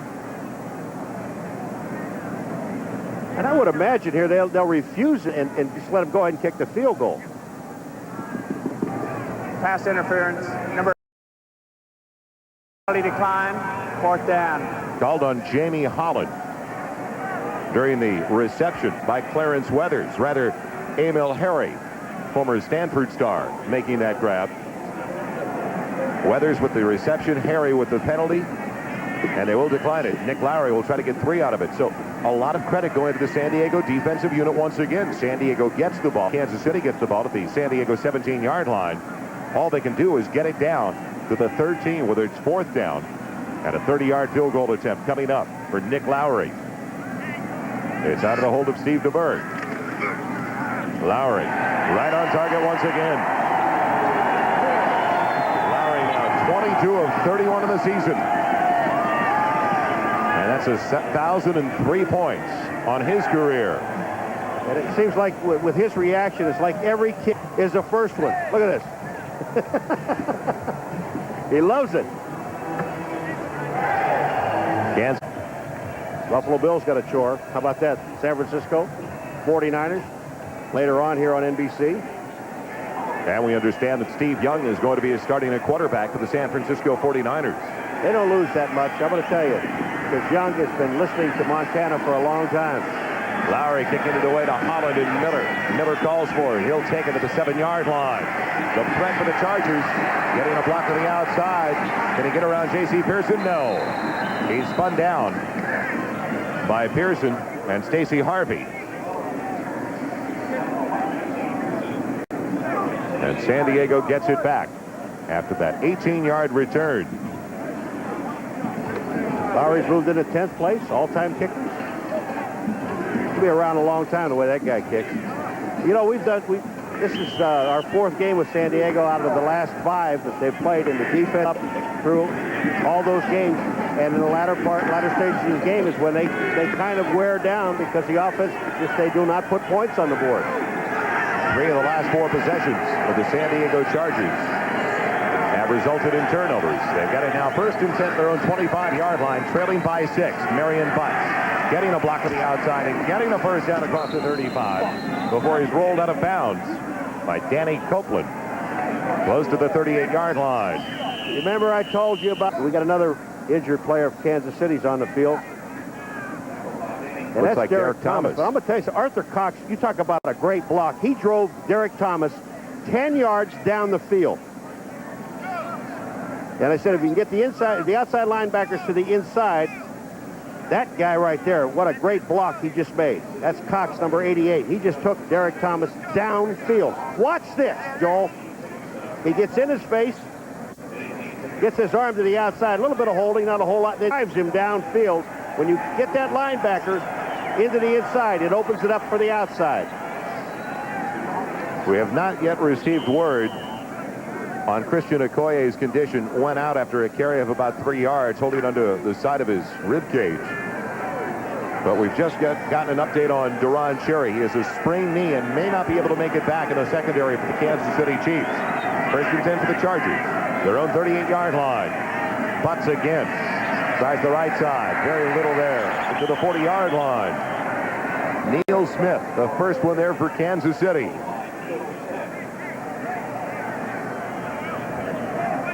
Coming up in the second half of our doubleheader on NBC today. Most of you will see the Bills and the 49ers at Candlestick Park in San Francisco. Others will see the Jets in Southern California, taking on John Robinson's Los Angeles Rams. They'll try to bounce back after that heartbreaking loss on Monday night to San Francisco. Derek Thomas into the game now. Good news for the Kansas City Chiefs. 2nd and 8 for the Chargers. Their own 40-yard line. Miller goes in motion. They have yet to get it to Miller. The 3rd best receiver, 3rd leading receiver in the AFC is Marion Butts. Goes across the 45 to the 46 for a carry of about 6. That offensive line of the Chargers, I mean, they're just moving off the ball. And here comes Derek Thomas coming down the line of scrimmage. David Richards, number 65, is the right guard that pulls out, takes a piece of him, and puts him on the ground. Christian Okoye, as we're looking at that young man on the sideline, has suffered bruised ribs, but he should be able to come back into the Kansas City lineup. Big third down for San Diego. Good field position. They want to continue to drive. They've got to convert on 3rd and 2. Tolliver will try to throw for it. Pressure comes. Here comes Thomas. Buys some time, but throws it short of Darren Nelson. Derek Thomas again flushing him out of the pocket. So quick. Marty Schottenheimer told us yesterday he likes to put them on the split end side and just turn them loose. And, you know, here's the guy that when you talked to him yesterday, Joel, the one thing that he said, and I thought it was very interesting because no rookie that we've talked to so far this year has said that, is that what was the biggest adjustment that you had to make going into the pros? He said none. Absolutely none. Alisic in to punt it once again. Nasworthen waiting back at the 15 as Alisic takes the low snap. Hangs up a high one, but again a short one. It's off a cheap, picked up by Martin Bayless. It looked like it went up Kansas City. Bayless advancing the ball inside the 15. It'll be brought back, though. The fumble was recovered at the 26-yard line. I believe it went off Kevin Ross. This is where you don't have communication. I'm telling you, the guy, first of all, when McNair signals for fair catch, he's got to yell at the blocker being up there in front. He knows he's not going to catch the ball, but watch with this ball. Patterson's there. It just hits right off the backside of Ross. Martin Bayless is right there. You can't advance it.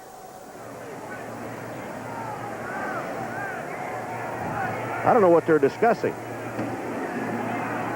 Unless they're saying that they interfered with the fair catch, but I don't see a flag down. He backed off the ball to begin with after he had signaled for the fair catch.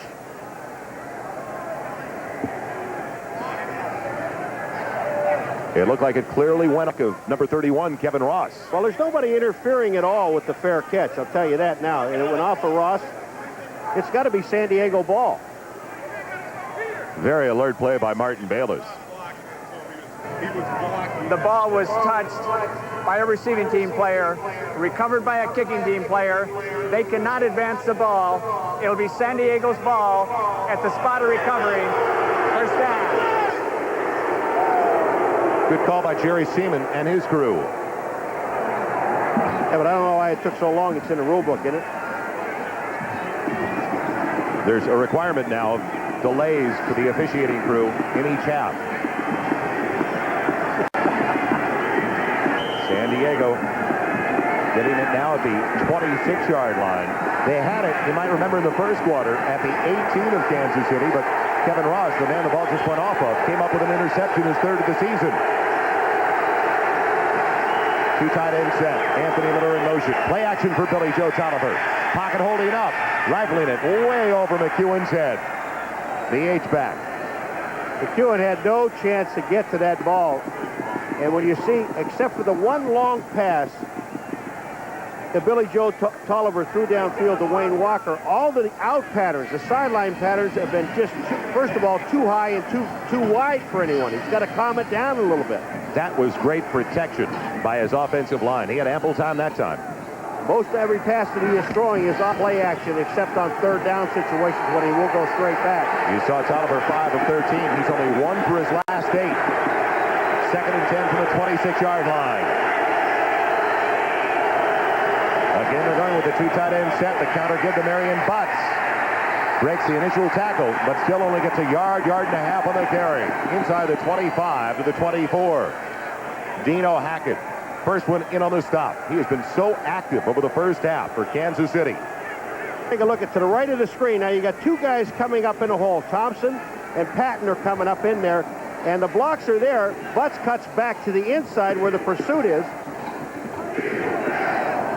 They pick up a yard and a half.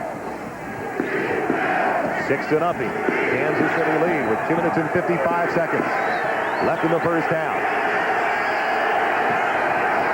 3rd and 8. Tolliver doubling up his wide receivers to the same side of the field. Darren Nelson, who had 8 last week, out of the backfield, and Tolliver has to unload it. Pressure coming again. Just threw it away. Well, he actually did not throw the ball away. He had Wayne Walker on the outside, excuse me, and Anthony Miller out there, and he threw to a spot. What happens Claude is, Rains was there then. Well, the invisible man. but when you're going to throw to a spot, they have to be on the same page. The receiver has to read the same thing the quarterback reads. If they don't do that, then there's nobody there. Chris Barr in for the field goal try of 42 yards. He is 11 of 17 on the season. His longest so far this year from 49 yards out. It's on its way. And does he get it? No, just wide. He pushed it right.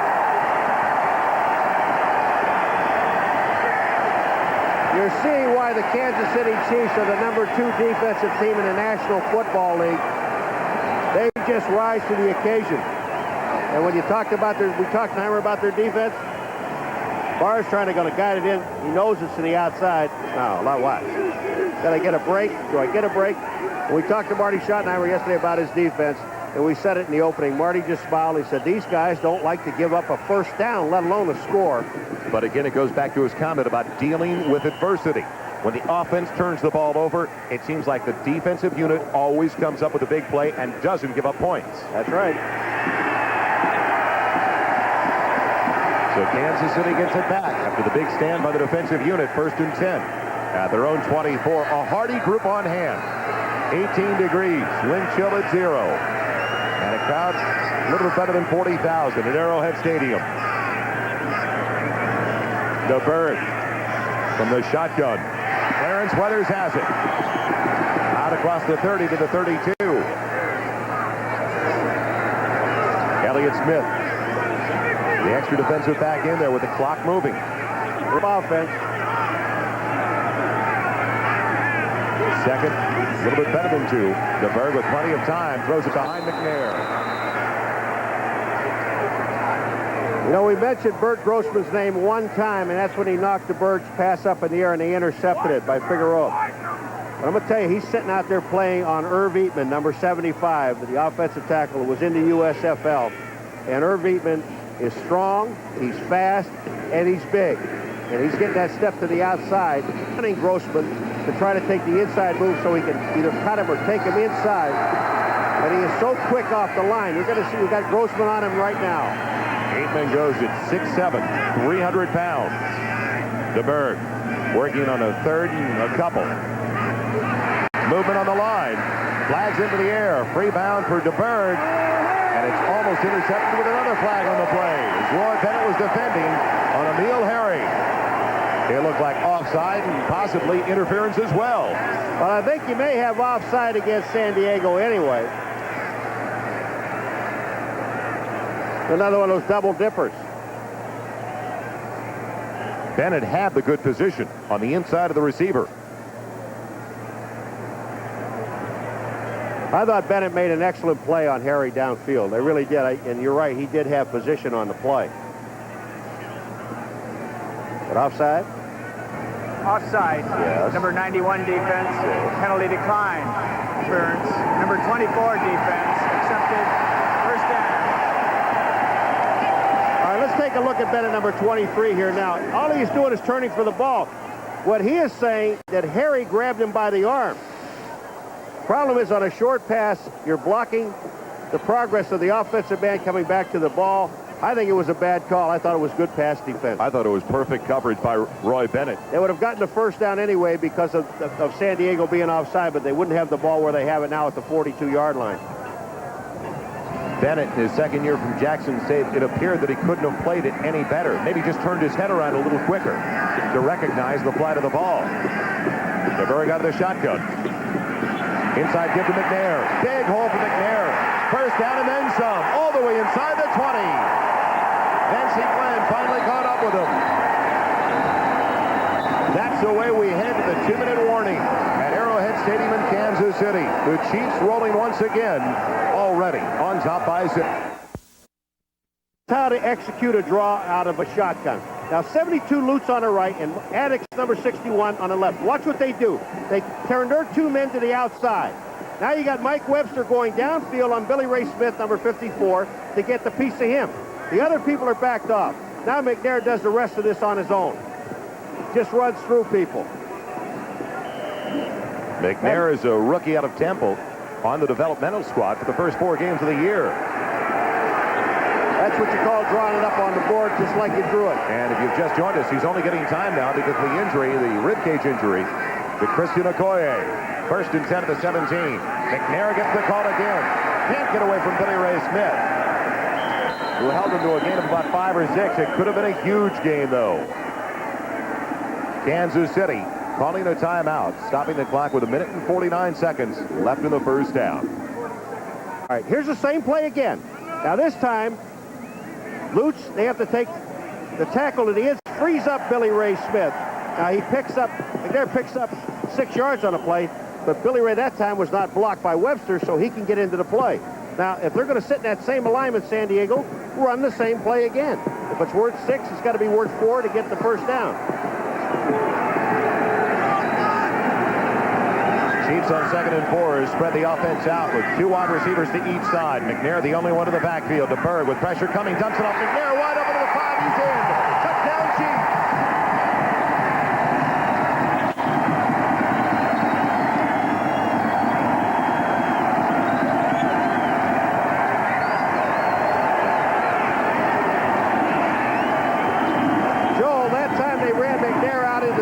They saw the blitz coming. They were sending the linebackers. Now, I don't know if it was supposed to be Bennett, number 23, or Gilbert, 22, but they happened to be. Kansas City, a 5-yard penalty will be assessed on the succeeding kickoff. I don't know whose man that was coming out of the back, but obviously it wasn't one of the linebackers because they were blitzing. It had to be a defensive back that just did not pick up McNair. I think he's a little excited. His first career touchdown. The rookie from Temple, an 8th-round draft choice, Todd McNair. You think they care about a 5-yard penalty after a touchdown? Go ahead, Todd, celebrate. That's right. All you want.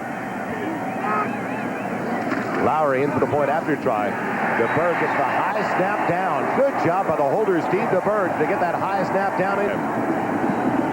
All right, Joe, we're going to look at the touchdown with McNair. And, again, it's got to be a safety or a corner because McNair's going to come out of the backfield. Now, the wideouts go down. Now, here comes McNair. Now, when he looked, it looked like Lester Lyles, number 24, who was chasing him, got caught to the inside. So it was probably his man. He loses him. You see Billy Ray Smith blitzing, but he loses him. And you see Lyles coming in now, but it's just too late. Both Bennett and Bird in the secondary were both fighting to the inside as well. And the pressure was coming on DeBerg up the middle from the linebackers. So they had the 4 wide receivers, the pressure up the middle, and McNair wide open in the flat. You run 2 draws, which holds people to the inside. So that time, Billy Ray Smith decided, I'm going to move over and blitz, which he did, and he was free. But DeBerg picked it up right away and got McNair to the outside.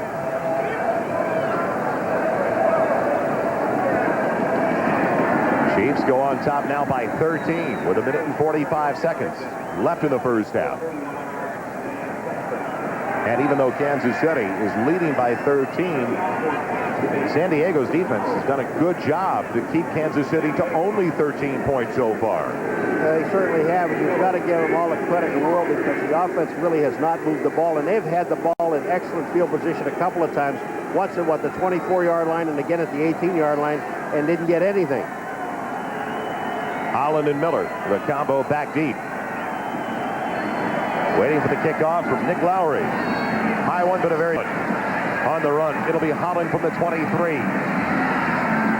Good field position for San Diego now across the 30 to the 33-yard line. Touchdown pass to Rodney Holman. Made it a 28-0 score now for Cincinnati. Minnesota and Cleveland in quite a tussle at Cleveland Stadium. Indianapolis and Miami only a game apart in the AFC Eastern Division race, with Miami at 8-6, Indianapolis at 7-7. And don't rule out the Pittsburgh Steelers. They've got that 14-3 halftime lead. We have next week down in Tampa. First and 10 for Billy Joe Tolliver and the San Diego Chargers. He's hit as he releases that it falls incomplete. Sally Omua, third-year man from Arizona State, who's in there due to the injury to Bill Maas. Well, what happens is, especially in this situation, they know that the Chargers have, but which makes it doubly impossible for the offensive line is there are no offensive backs in the backfield. Sally Omua just breaks free and gets a piece of Tolliver. Tolliver got the ball away, But when you put no backs in the backfield, now the running game is off for the defensive line and linebackers. Just head straight for the quarterback.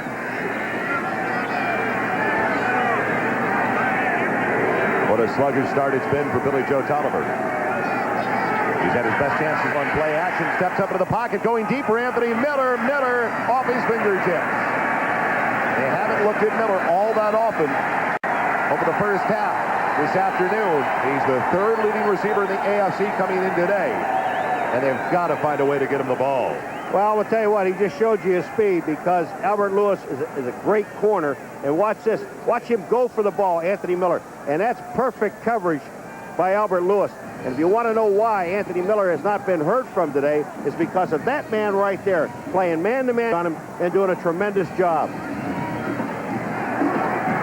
Tolliver now 0 for 7 in the second quarter. 5 of 16 so far this afternoon for only 39 yards. Coming off a 350-yard passing day, 4th best ever by an NFL rookie last week against the Redskins. 3rd and 10. Tolliver going for his man. It's complete. First catch of the day for Anthony Miller, his 66th reception of the season. Second-year man, great sprinter out of Tennessee. Well, Albert Lewis loose on that play, and he's waiting for Danny Copeland, the number 25, to get to the outside. Now watch this. When Miller checks up, number 25, Copeland, will come in your picture right now. Never got out to the outside where he was supposed to be. Good pass play. Chargers only have one timeout. Minute 23 left in the first half. A 13-0 Kansas City lead. Key third down conversion for Billy Joe Tolliver gives them a 1st and 10 at the 46-yard line. Nelson out of the backfield in motion. There's the dump off for Nelson. Waits for the block. He'll get a block now from the center. Courtney Hall, who's downfield in front. Inside the 40, all the way inside the 35 to the 32. Tolliver on the quick count. Going for Anthony Miller. He's wide open. Complete to the 10, to the 5, and they just put him down from behind. Kevin Ross got him inside. Let's see if they can hold out Marion Butts. And the San Diego Chargers. Tolliver throwing the ball. Going for McEwen. Off his hands. It's incomplete. Traveled about 5 to 7 yards, but still has to take something off of it. Miller in motion. 2 tight ends in there. Butts gets the ball over to the right side. Stacked up at the 1.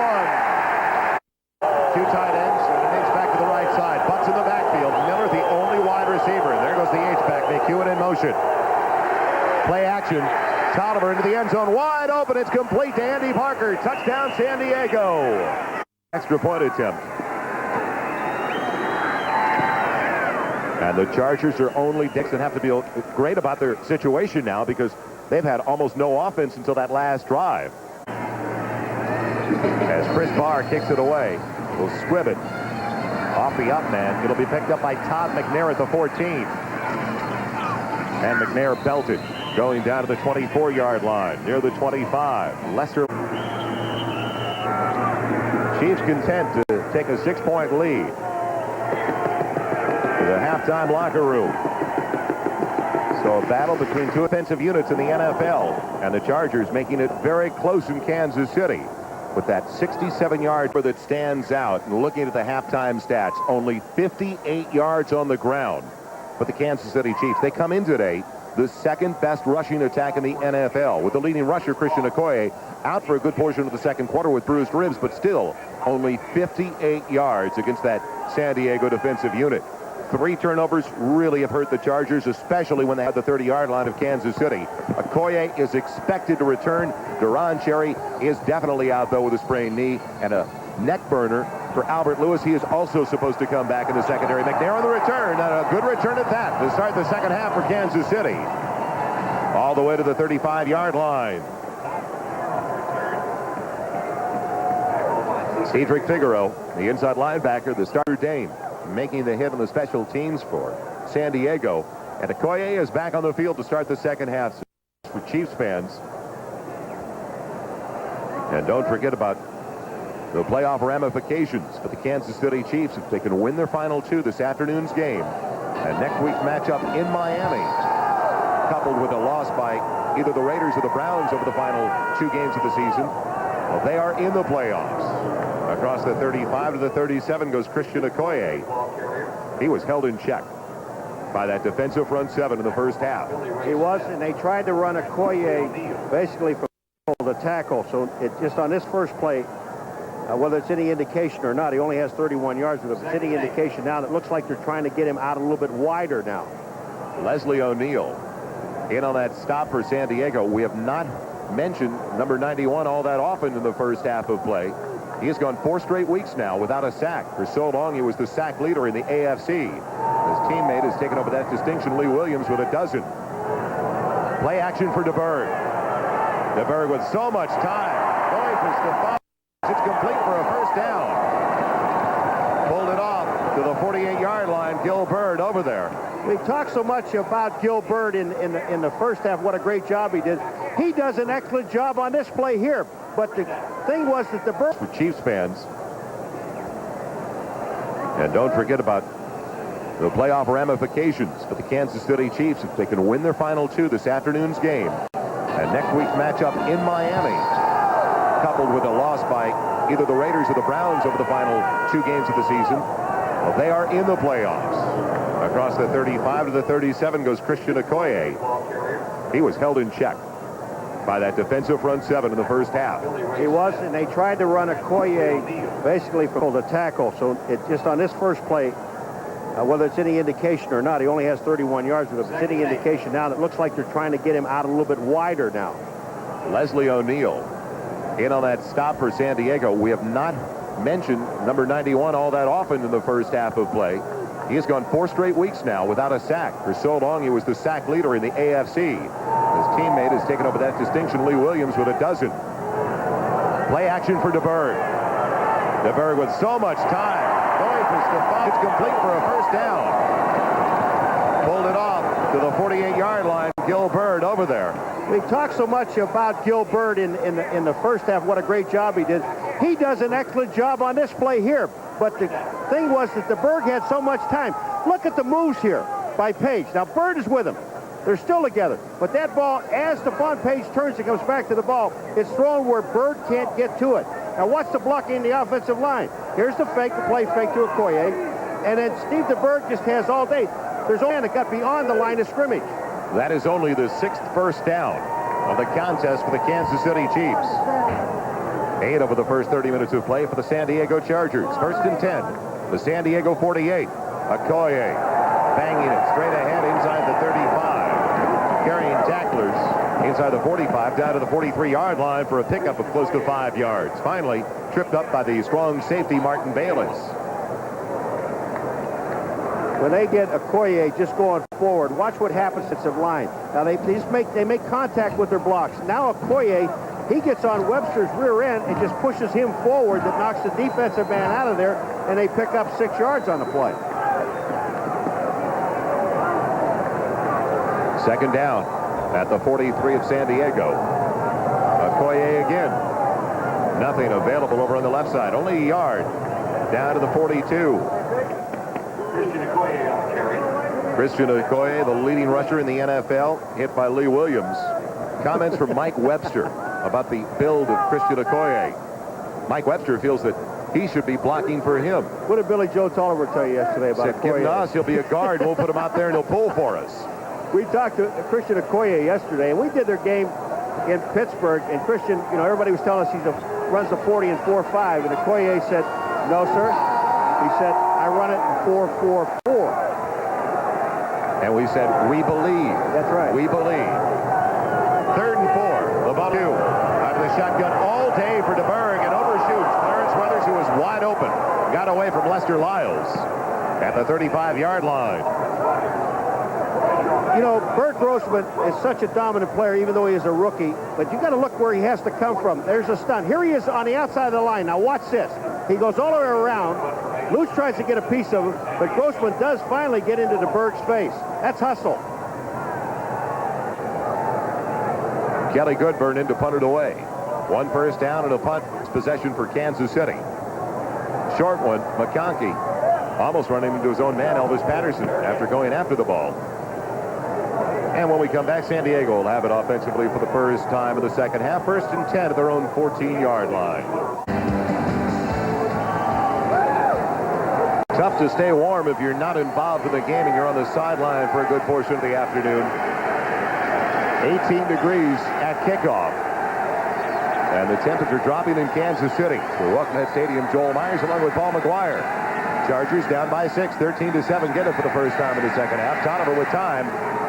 Overshooting Anthony Miller by about 10 yards. Double coverage over there. Kevin Ross and Danny Copeland. Kevin Ross took the inside away because Billy Joe Tolliver was trying to hit Anthony Miller on a short pass, a short streak, but Ross took that away. Look at Cincinnati. Jim Breach with a field goal of 27 yards just before halftime. Indianapolis trying to raise their record to 8-7 and drop Miami to that same mark. Up by 8 now over the Dolphins. And don't forget about Pittsburgh. They can raise their record to 8-7 today. Counter to Marion Butts on 2nd and 10 across the 15. Rolled down at the 18-yard line.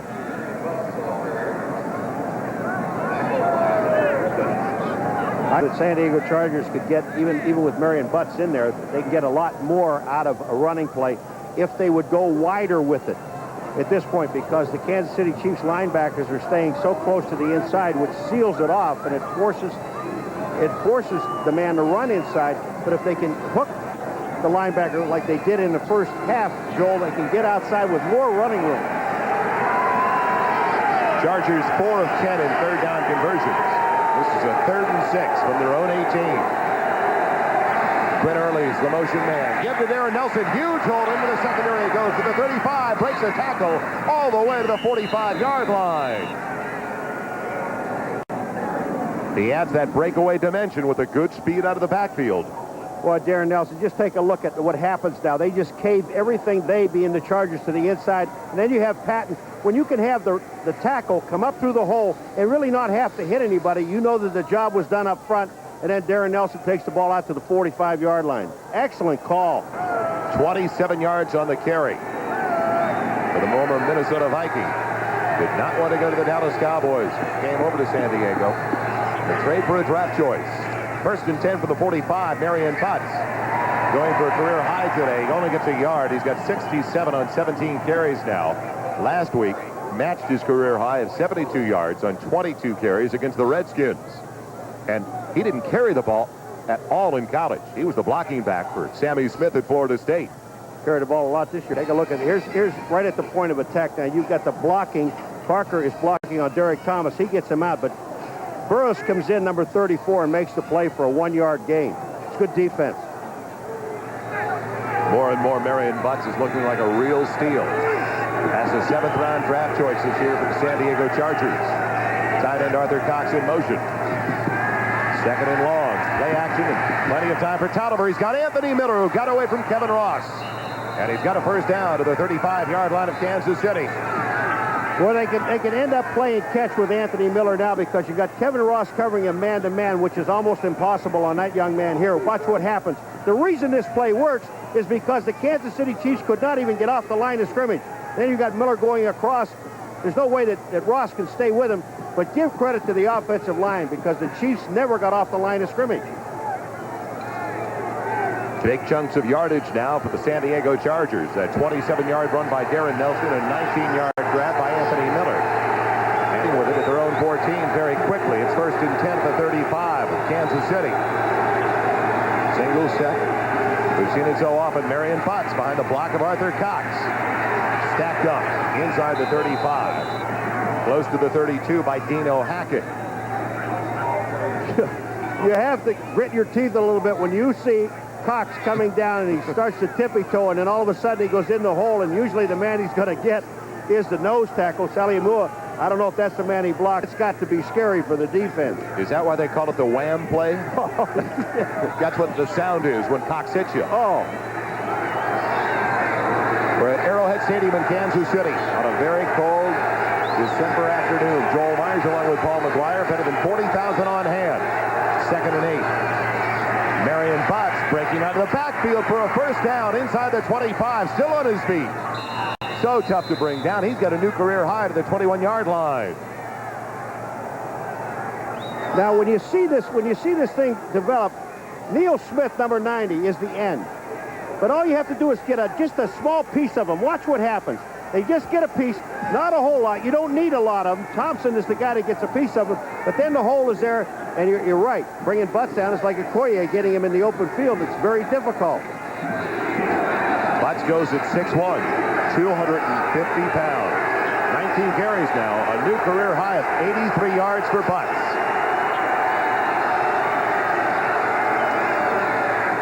Butts on the give again. Tripped up.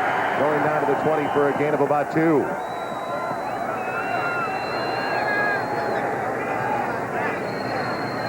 Kansas City Chiefs defensive unit did not allow a running back to go over 85 yards so far this season. That is the total Butts is at right now. Well, remember, again, let's go back.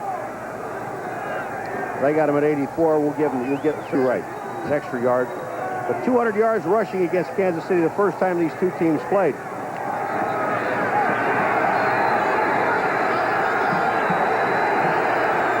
Second and long. Call it 2nd and 9. Again, only a yard on that last carry from Marion Butts. 2 tight ends set once again. Miller, the only wide receiver in motion. Tolliver loses the handle, but flags into the air. Flags into the air at the snap of the ball. That play is dead. That was offensive foul. False start prior to the snap. Number 65 offense. David Richards, the right guard out of UCLA in his second season with San Diego, called for the penalty. Sigh of relief with that penalty. All right, let's take a look at David Richards. He's the right guard. He just gets out first. The ball was knocked out, but there was no play. When the whistles blow, that's the one thing you must understand is when you see some of the replays, when that whistle blows, everything is off. Back to the 25-yard line. We're at 2nd and 14. They started all the way back at the San Diego 14-yard line. This is their first drive of the second half, and a very impressive one. They're trailing by 6, 13-7. Play action to Tim Spencer. Tolliver with time. Pocket holds up and throws it over the head of McEwen. When he misses, he makes sure no one gets close to it. Yeah. Well, and that's a good throwaway. But had he looked to the right-hand side of the field, scrambling, it's kind of difficult. But Anthony Miller, number 83, watch where he ends up. Now, the Chiefs are playing zone. Look at Anthony Miller. You think he's open? Chris Martin, the linebacker in the underneath coverage, the only one close. Wasn't close. I mean, you can see him in the picture, but he wasn't within 15 yards of him. 3rd and 14 at the 25 of Kansas City. Extra wide receiver comes in. That's Wayne Walker. Also Quinn Early in there. Blitz coming up the middle. Tolliver in trouble. His receiver fell down. Wayne Walker fell down. San Diego wanted a flag. St. Albert Lewis shoved him down, but it falls incomplete. And it'll be a long field goal try coming up for Chris Barr. Missed one earlier. He missed a 42-yard attempt just wide to the right. His longest of the season, 49 yards. This is going to be a 42-yard attempt, I believe. They'll put it back now a yard further. The hold of the backup quarterback, David Archer, making a 43-yard try. As Barr attempts to bring the Chargers back within 3. Has plenty of distance. And it's a 3-point deficit now for San Diego. They get points out of their first drive of the day. We'll be right back to Arrowhead Stadium in Kansas City with 6:26 left. How cold is it in Kansas City? Well, first of all, don't be deceived by those heat waves you see from. It's so cold if you move, you may break a bone. They could be that brittle right now. 18 degrees at kickoff. It is dropped by it then, and the wind has picked up a little bit. Interesting configuration for Chris Barr and the San Diego Chargers special teams with flags down on the play. It'll be taken by McNair at the 11-yard line. And McNair pulled down, crossing the 25. Chargers offside. As they lined up, here we go, offside. What they did is they lined up about 8 guys to the left of the kicker. And what Barr does is he kicks the ball off downfield, but he kicks it to the left-hand side where his players are. to force McNair into that pocket. Number 34 kicking team, penalty to Kahn, first down. So when we come back to DeBerg in Kansas City, we'll have it for their second possession of the second half, leading by 3.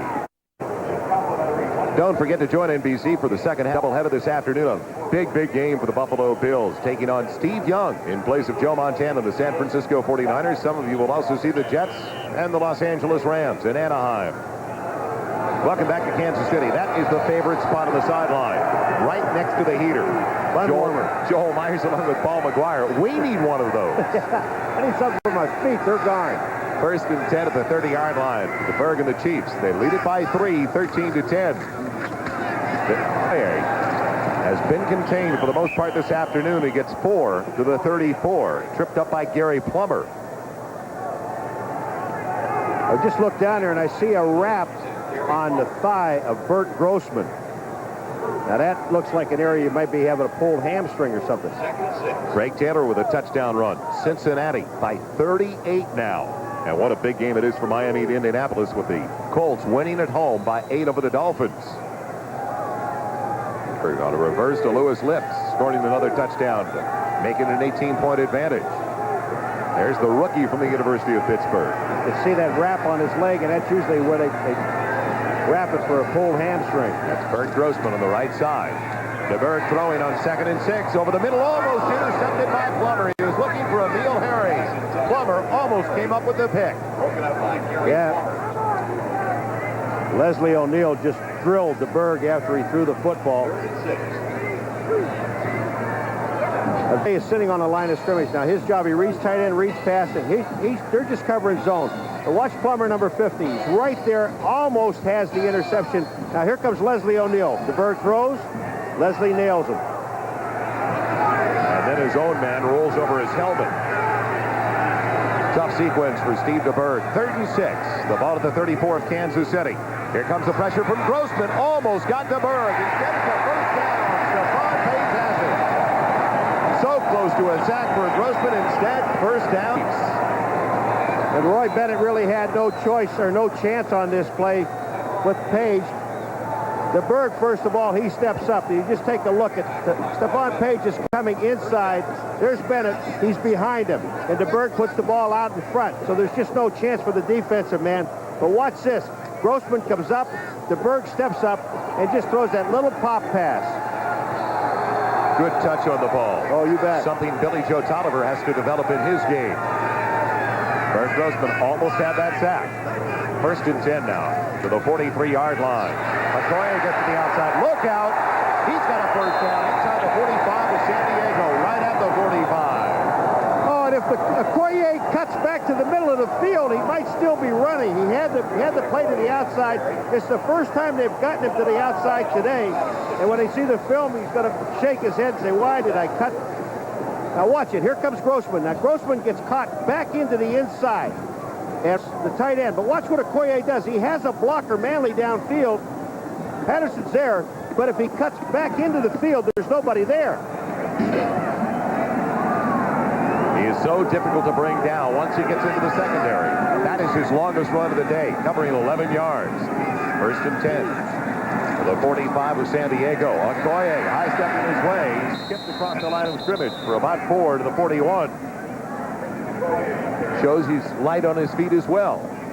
There's that situation we talked about earlier in the game, is when the San Diego Chargers get up in that 8-man front, what they do is they're going to eliminate a guy, the block. And the guy that they're going to eliminate is the outside guy on the opposite side of where they're running the football, because they don't have enough people to even cut him back.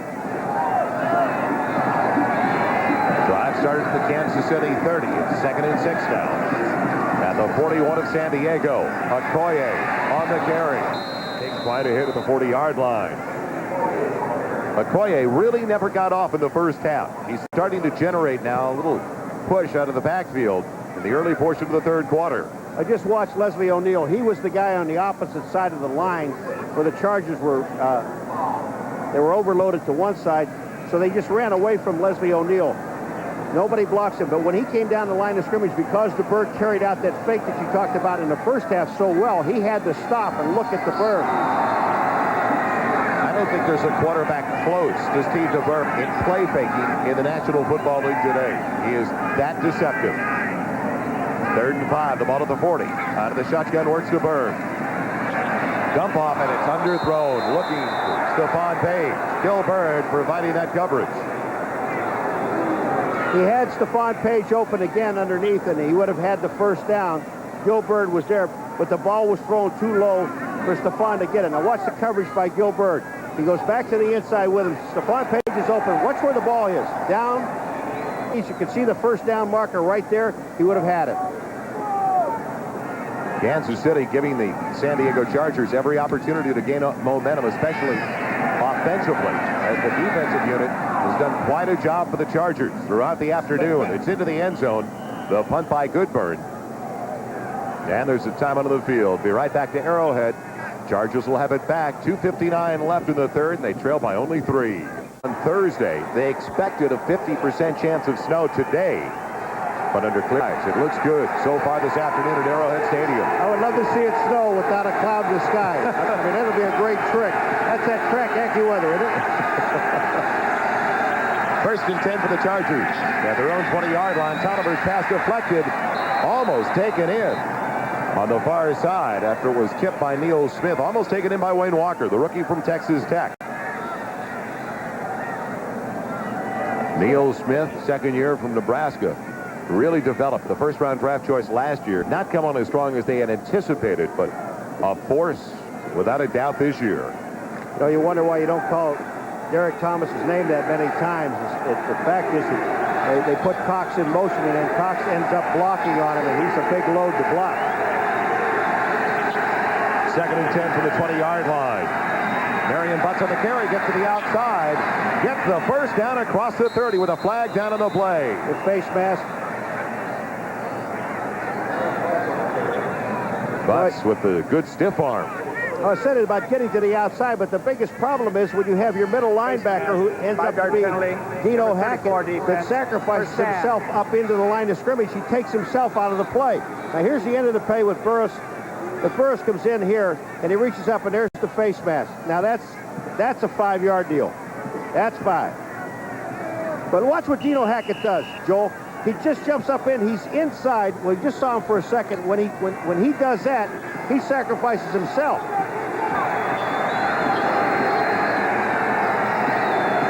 Burris called for the penalty. He's in there due to the injuries in the secondary.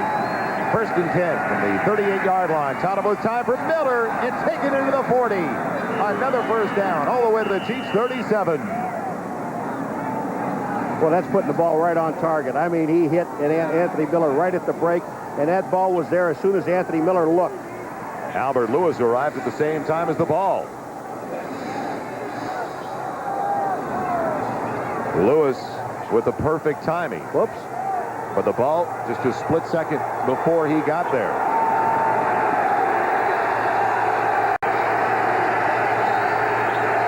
First and 10 to the Chiefs' 37. Anthony Miller in motion. Butts on the carry. Big hole up the middle. Inside the 30. All the way to the 28-yard line. A gain of about 9 yards for Marion Butts, who's got a new career high and very close to 100 yards on the afternoon. He is now over 100 yards on 22 carries, 108. And prior to this contest, the Kansas City Chiefs did not allow a running back over 85 yards in any of their previous 14 contests. And the San Diego Chargers, they're not doing anything fancy. They're just lining up and coming right at the Kansas City Chiefs. Second, a long yard, close to 2. At the 29, counter gets with blocking out in front. Has the first down. Inside the 25 to the 24. Finally pulled down by the strong safety, Kevin Porter. Well, Smith misses him, and Walker Lee Ashley, number 54, misses him. Now here they go. There's Patton going up inside, along with Thompson. And just take a look at Walker Lee Ashley, number 54, misses the play. They're just missing tackles. But the blocking is superb. Injured Kansas City Chief is the nose tackle, Dan Saliamua. 3rd year from Arizona State. Plan B free agent signing. Spent his first 2 years in the league with the Detroit Lions. That'll be Greg Meisner taking over. Played so many years with the Los Angeles Rams, his first 8 seasons. Hopefully not a serious injury. Looked like they were looking at the knee of Saliamua. And the trainer came on the field. First down. I'll tell you, this Charger offensive line has done a superb job. Started at the end of the first half, and now they've carried it on into the second half. And they're just moving the Kansas City Chiefs off the ball. Marion Butts has just about doubled the output today of Christian Okoye. That is the first 100-yard day for a San Diego Charger running back this season. Week number 15, Tolliver looking up top for Anthony Miller and overthrows him. A little bit behind Miller as well. Good coverage by Albert Lewis. That makes that bump and then just runs with Anthony Miller. There's no chance of this ball. And the one thing that Tolliver does is watch where he throws it. Lewis has no chance of getting the ball. If Miller can't get it, he doesn't want Lewis to have it either. And look at that coverage. It was absolutely perfect. They have been taking on Albert Lewis a good deal this afternoon. They are, and they better try to get some heat on the quarterback because Billy Joe Tolliver's getting an awful lot of confidence. Second and 10 to the 24th. Final minute of the third quarter with the Chargers trailing by 3. Butts with Patton blocking out in front. Turns the corner. Has the first down inside the 10. He's close to the 7-yard line. First and goal for San Diego on a 17-yard carry by Marion Butts. And again, just think the blocking is superb, but watch what happens on the defense. Walker Lee Ashley, number 54, gets caught inside. Number 57, Chris Martin, gets caught inside. And when they do that, Butts just goes back outside, and there's nobody down there but corners and safeties. 2 long drives now by San Diego, and they're only 2 possessions of the second half. They started all the way back at their own 20-yard line. First and goal from the 7 was Miller going in motion. 2 tight end set. Butts to the 5-yard line. And that brings us to the end of the third quarter as the gun has just sounded, ending the third 15 minutes of play in Kansas City with the Chargers driving once again. A close game is nothing new for Dan Henning, the Chargers coach, and his staff. It seems like this is the scenario for them every week. And unfortunately for the Chargers, they usually come up short. Right now, though, they've got the momentum. Second and goal to the 5-yard line, trailing by 3. We welcome you back to Kansas City for the start of the fourth quarter. Tolliver looking up top, wide open. It's Miller. Touchdown, San Diego. First lead of the Chargers. Anthony Miller just ran down, Joel, and just sat right beyond the goal line. And Billy Joe Tolliver hit him. Watch Anthony Miller. Now he'll go downfield. Watch what he does. He just sits up right in front of Kevin Ross. He's beyond the goal line. Nobody's covering him. Nobody's there. Chargers have taken their last 3 in a row in the series with Kansas City. Trying to make it 4 straight today, and now have their first lead of the 4 seconds into the fourth quarter. Barr has the extra point, and the Chargers have a 4-point lead. It's a 17-13 advantage for San Diego. We'll be right back. 2 long second half drives, and only 2 possessions in the second half so far have resulted in 10 points, and they've got their first lead. Nasworthen, Todd McNair waiting for the kickoff from Barr. It'll be McNair from the 3-yard line. Looking for a seam up the middle with a flat play, and throws McNair across the 25 to the 28. Lester Lyles, the extra defensive back for San Diego, the first one down there. Now, when the offense plays as well as the offense of San Diego is doing, what it does for the defense, it just really gives them that lift that they need to play. They've been playing well all year long. Now they have some offense to go with it. And it's going to be difficult for the Kansas City Chiefs to move this ball. They've basically shut down Christian Okoye. And the heat has been on DeBerg because all he's been able to throw are little dump passes. He hasn't been able to get downfield at all with the ball. There was no infraction on the play. First down. He just needed to stay warm, so he took it out and threw it. It is that cold in Kansas City. Yeah, you'll be all right. It's across the 27, called at the 28-yard line for the Chiefs, first and 10. They trail by 4. Christian Okoye is back out there, bruised ribs and all. Well, this is do or die for the Kansas City Chiefs, and they can't watch the score worrying about the Cleveland Browns and what they're going to do. They got to worry about what they're doing here at hand. And they're not doing it very well. The Cleveland Browns right now leading by 4 over Minnesota at Cleveland Stadium. Play fake. DeBerg to throw. Underthrows his tight end. He was wide open, but he was on the run with Leslie O'Neal right in his face. He had Jonathan Hayes wide open, and DeBerg blames himself and no one else for it. He made a great play fake. Oops. Long ride back to Houston. Eric Ball with a 5-yard touchdown run. Sam Weiss, we know now, does not want to live in Cleveland. Cincinnati. Look at this. Indianapolis just destroying Miami now. That's in Indianapolis. Pittsburgh still holding on, 21-3. That Central Division will be some kind of division before this day is over with. 2nd and 10 from the 28-yard line. Pocket holding up for DeBerg. Not long, though. He's hit. He's on his way down. No fumble. They rule it a sack. Back inside the 20. Bert in there for the Chargers of Cincinnati. Look at this. Indianapolis just destroying Miami now. That's in Indianapolis. Pittsburgh still holding on, 21-3. That Central Division will be some kind of division before this day is over with. 2nd and 10 from the 28-yard line. Pocket holding up for DeBerg. Not long, though. He's hit. He's on his way down. No fumble. They rule it a sack. Back inside the 20. Bert in there for the Chargers, along with the... Was that the nose tackle in there? Joe Phillips, yes. You bet. Joe Phillips as well. They just caved on DeBerg. There was no play action, just straight back. 75 is Phillips, 92 is Grossman. Look at Grossman is the guy that's there. He has him in the grass. The sack is Bert Grossman's. Grossman has been so strong in the second half of the season. 8 sacks, and most of those 8 coming over the last 6 weeks. Now it's 3rd and long. 3rd and 18. The ball back at the 19-yard line. Pressure again. DeBerg overthrowing Manley, almost intercepted by Elliott Smith. He was a little bit late reacting to the ball, or he could have come up with a pick.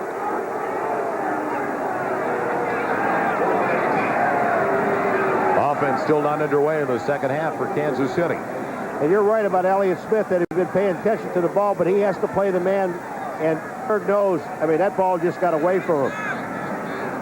But there was excellent coverage downfield. Goodburn off the side of his foot. A poor punt by Goodburn. Gets about 5 extra yards on the hop, but still exceptional field position for the Chargers for their 3rd possession of the second half. When we come back, they'll start with it 1st and 10 at the 46 of Kansas City. Welcome back to Arrowhead Stadium in Kansas City, Missouri. Along with Paul Maguire, Tolliver with a ton of confidence now in a 4-point lead brings the offense back onto the field for the Chargers. They've got it in Chiefs territory. 1st and 10 at the 46-yard line. Bucks over the 100-yard mark already. Pulling his way close to another 1st down. And a flag down, and Tolliver now hitting Thomas from behind. Billy Joe, you just don't want to do that to Derek. Well, Derek Thomas hit somebody, and I think he was held, and then he makes a play, and then all of a sudden Billy Joe Tolliver, man, I'll tell you, I like the guts of this guy. He went in to help his own player. He was helping his teammates. You bet he was.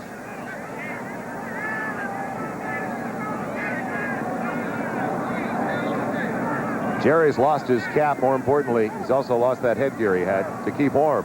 Personal foul, unnecessary roughness. Number 58 defense. 58 defense has been disqualified. Personal foul, unnecessary roughness. Number 11 offense, offsetting dead ball fouls. Now, why is Billy Joe Tolliver disqualified? If Derek Thomas is disqualified, let's take a look. And here's Derek Thomas. Arthur Cox is with him here. Now, this happens behind the play.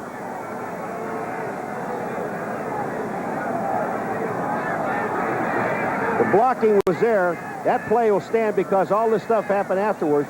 But I don't understand, and they should explain it to the people. If they're throwing Derek Thomas out, then why aren't they throwing Billy Joe Tolliver out? It happened after that gain of almost 10 for Marion Butts. 138 yards now for Marion Butts, with 74 of that 138 coming in the second half.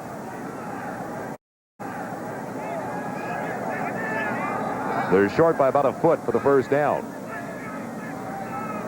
Huge blow again to the Kansas City Chiefs defensive unit. Injuries have bothered them already this afternoon.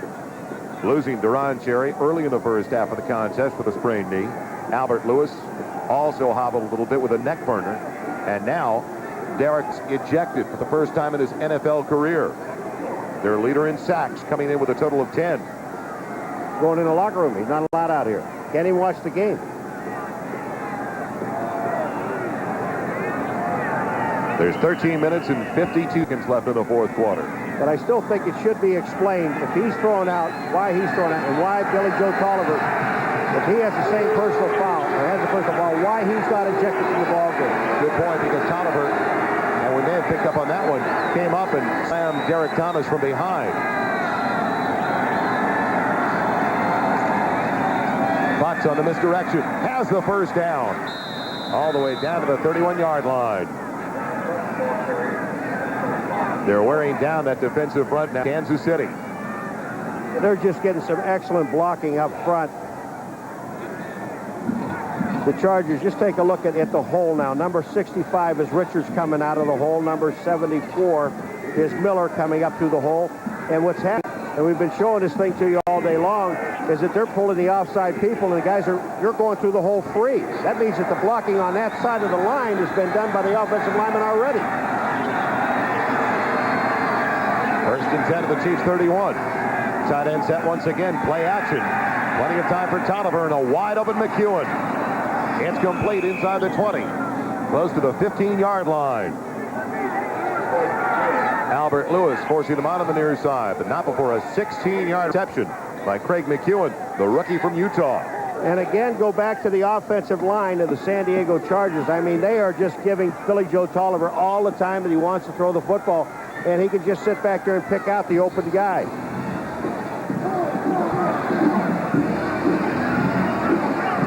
Substitutions defensively now for Kansas City. They bring in Danny Copeland.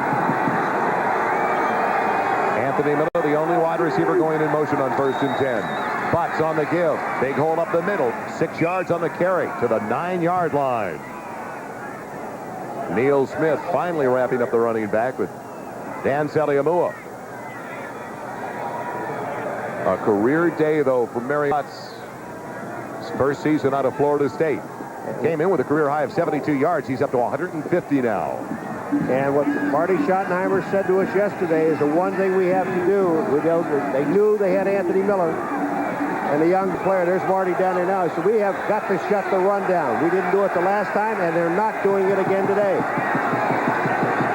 This offensive line for San Diego averages about 300 pounds. Butts staying on his feet near a first down. He may have enough of the first down. And still they're hitting like it's the first quarter. And they're not choosy, the Chargers, on which way they want to run. They can run Butts to the left or run him back to the right. They'll bring in the chains for a measurement. The ball just outside of the 5-yard line.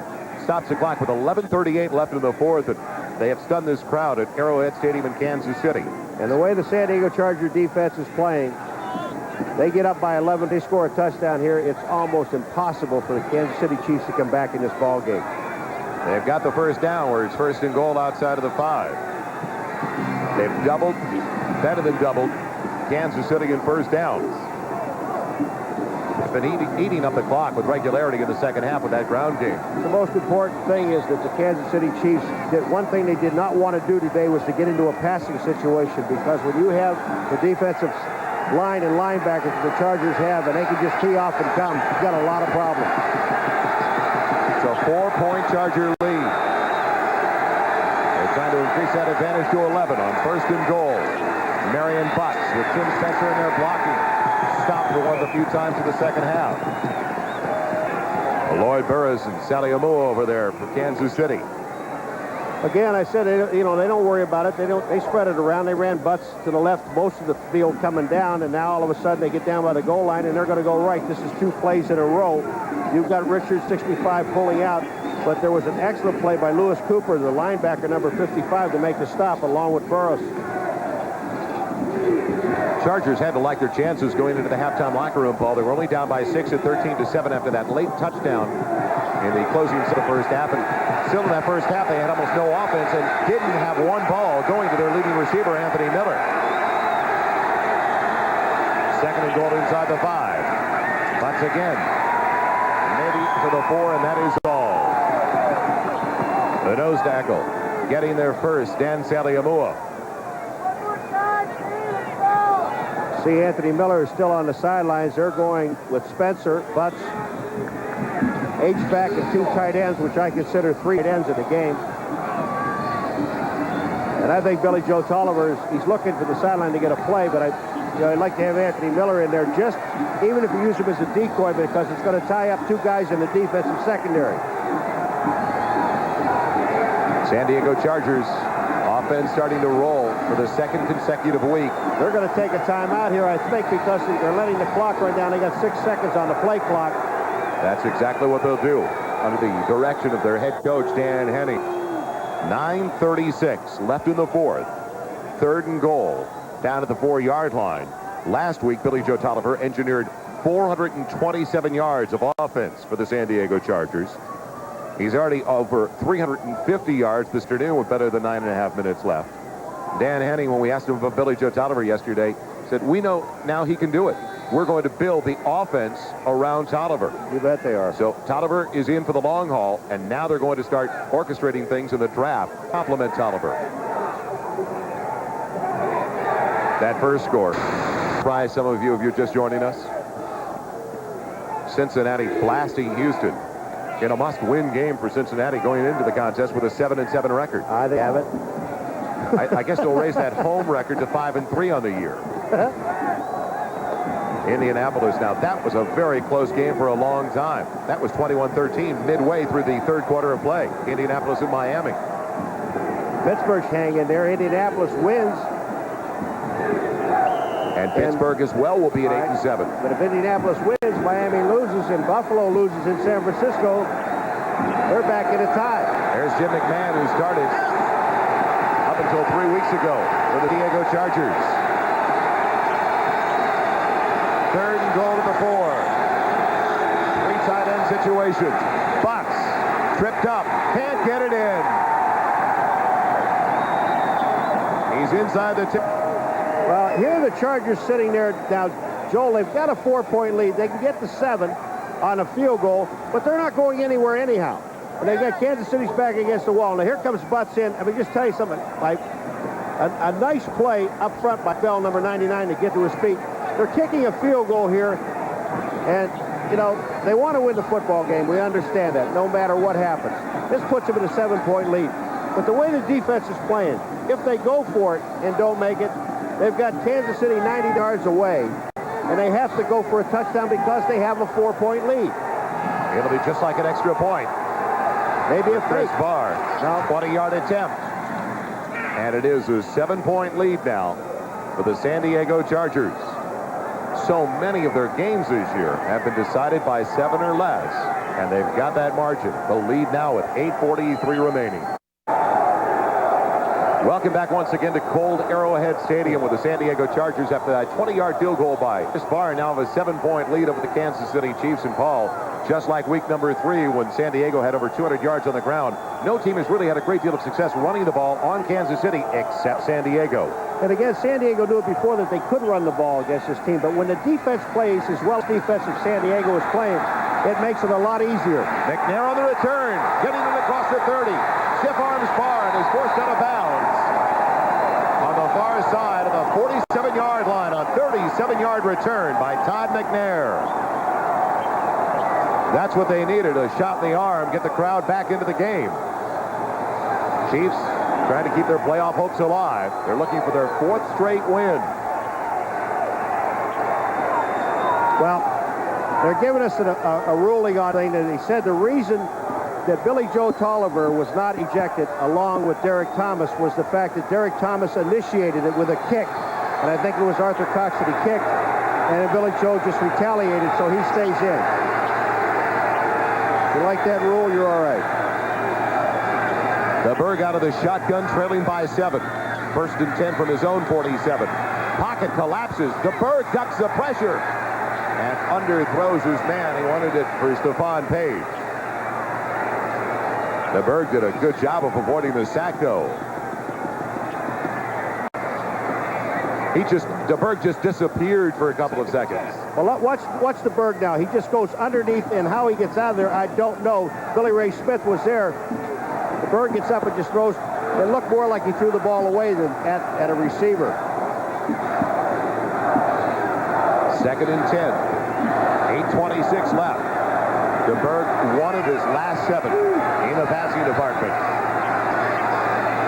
The Chargers did one thing already that they wanted to do. They got Christian Okoye out of the ball game. They're setting up the screen, and they never get it out in the flat.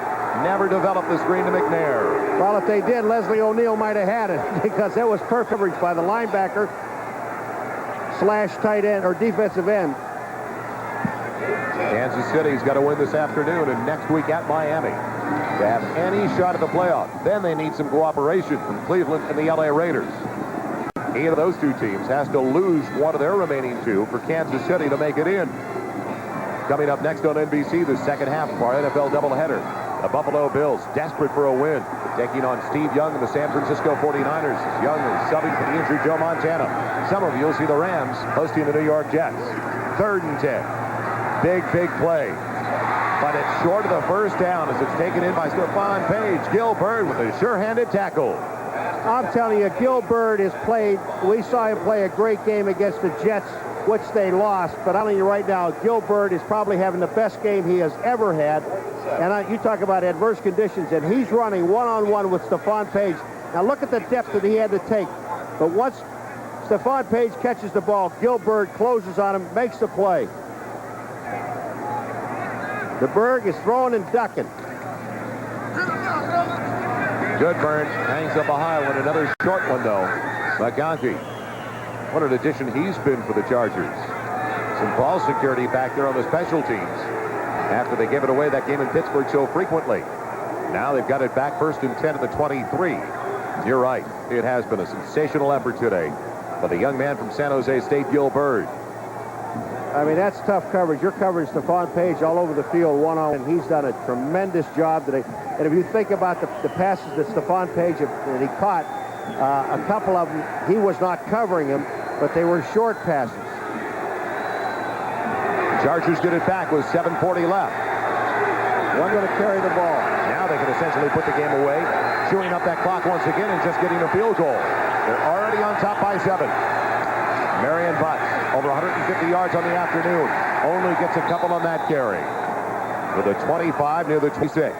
Well, the reason this play worked on defense, Joel, was because the linebacker, Lewis Cooper, stayed to the outside, and the inside linebackers filled the hole. This telecast is presented by authority of the NFL and is intended for the private use of our audience. Any rebroadcast or other use of this telecast without the express written consent of the Chiefs and the National Football League is prohibited. This game is the property of the National Football League, the San Diego Chargers, and the Kansas City Chiefs. All rights reserved. There's the young man in there now.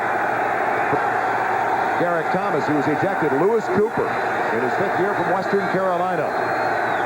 2nd and 8. Butts dumped down in a hurry. Only got it to the 28-yard line. Dino Hackett, who had a solid first half, in on that hit. All right, we're looking at the offensive line now. Now watch what happens. You see, this is one of the few times that the Kansas City Chiefs actually stood him up.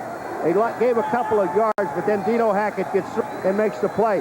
You've got to keep those linemen off the linebackers. Clock continues to roll in the wrong direction if you're a Kansas City Chiefs fan. Under 6:17 left. 3,461 yards for Marion Butts. Both career highs. Quinterly going in motion. 3 wide receivers setting up for Tolliver. Delay gives. Aaron Nelson gets blocking. Gets the first down. He's across the 35 to the 36. Joel, you have no linebacker out there. You got Neil Smith down in a down position. You have no linebackers to the outside. And when it's run, watch when this play is coming right at you. There's Neil Smith. Now watch, if you see a 50 number, it's not there.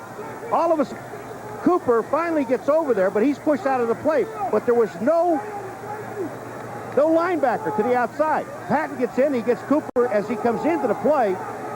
But as long as you don't have anybody to shut it down, you can't stop the play going wide. And with that round, that guarantees the Chargers, barring a turnover, that they can take at least another 2 minutes off the clock. First and 10 at the 36. Marion Butts. They string it out. He fumbles. Chiefs recover. Tolliver's got it. The one thing the Chargers wanted to avoid. And Tolliver coming up with the fumble recovery. Neil Smith hit him along with, I think it was Kevin Ross. He hit him. Turned the ball over. And then you just open your mouth and say, as long as they don't turn it over, here it comes. Number 90 is Smith. But they string it out. Smith comes in. Ross comes in. The ball comes out. But the guy that did the job that time was Chris, the linebacker. Did not let the play go outside. If we could see that again, you could see what Chris Martin did. Chris Martin, number 57, just stayed outside and waited for help to the inside. Let's see if this wakes up the Kansas City offense. They've been able to generate 3 first downs in the second half. A great deal of credit to that San Diego Charger defensive unit. They're going to review it. We'll take another look to see if Marion Butts was down already before he pulled the ball.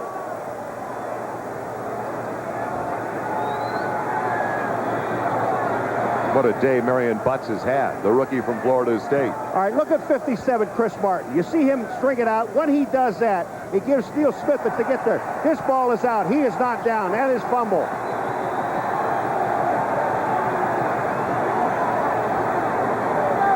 That's the 3rd fumble of its stands this afternoon by San Diego. The play stand. First down. Just a little bit better than 40,000 here, but all afternoon, to me, they've been sounding like about 80 to 85,000. They're doing a great job. There's a new spirit in Kansas City, though, with Marty Schottenheimer as the head coach. Poyer's back. First and 10 from the 37. The NFL's leading rusher gets it, but only gets a couple to the 35. He fumbles the ball. It's loose. Was he already down? No. Whistle did not blow, and the Chiefs recover. Gets it. They take it, and they almost give it away. Christian Okoye coming through here now. That ball is out. And the man that hit it was Lee Williams, number 99. They gain a yard on the fumble with the clock moving under 4.5 minutes. It brings up 2nd and 7. Down at the 34. They've had so many problems, though, offensively in the second half. You wonder if they can turn it on now with that great field position. Play fake by DeBerg. Trying to set up the screen. He wanted to go to Stephon Page and had to throw it away. Gilbert again on the brilliant play.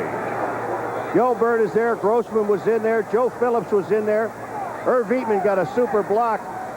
And DeBerg just froze everybody by that pump fake to give himself some time. That was to save his life. Critical 3rd down, biggest one so far for the Kansas City Chiefs this afternoon with 4 minutes and 11 seconds left. They are only 3 of 12 in 3rd down conversions. McNair is now taken over in the backfield. They like to go to McNair in the passing situations. And DeBerg will work out of the shotgun with 4 wide receivers. They bring in Emil Harry and Clarence Weathers. Pocket collapses. They get to DeBerg. Lester Lyles with the sack. The extra defensive back was blitzing. I'm going to tell you something. These people have been booing DeBerg because he's throwing some bad passes. He's thrown a few. But you give credit to this defensive secondary and the line of the San Diego Chargers. Take a look at Lester Lyles. He runs right by McNair. And they're booing because they're punting, but they have to punt. There's still 4 minutes to go. They still have all 3 of their timeouts, that being the Chiefs. And they want to get San Diego down here. The biggest problem is, offensively, they have slowed the defensive line of Packers back down. And defensively, they haven't been able to stop Butts. Good bird in to punt it. Good hang time again. And McConkey, no options available, has to call for the fair catch. So now San Diego gets it back with 3:41 remaining. A 7-point lead, and the ball at their own 10-yard line. Dan Henning's got to be saying, not this again. Sevens have not been lucky for this team.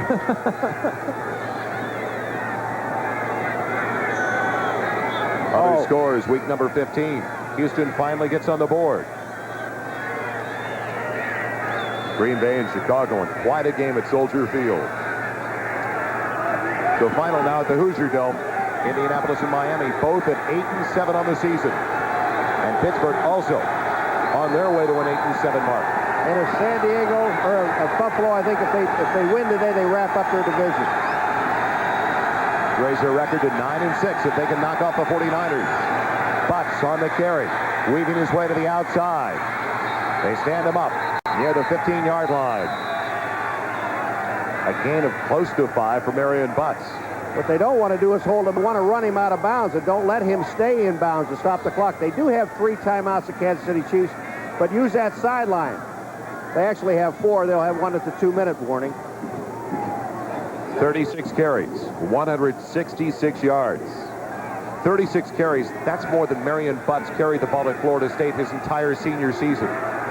Now, can you imagine when you put Marion Butts in there and all of a sudden now you put a running back in there that you really have to respect? Can you imagine what he really could do? A home run threat you're talking about. Oh, yeah, you bet. Clock moving under 3 minutes left. Chargers by 7, 20-13. Butts gets the call and gets a couple across the 16. And now another altercation with flags down on the play. And there's some idiots in the stands throwing snowballs.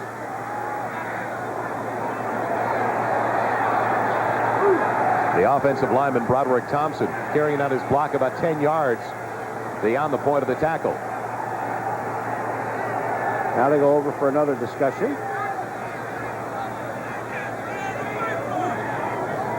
Jerry Seaman, the referee this afternoon. No flag. Is there a flag? Discussing it with the umpire, John Keck. Face mask, number 54 defense, first down. They call it on Walker Lee Ashley.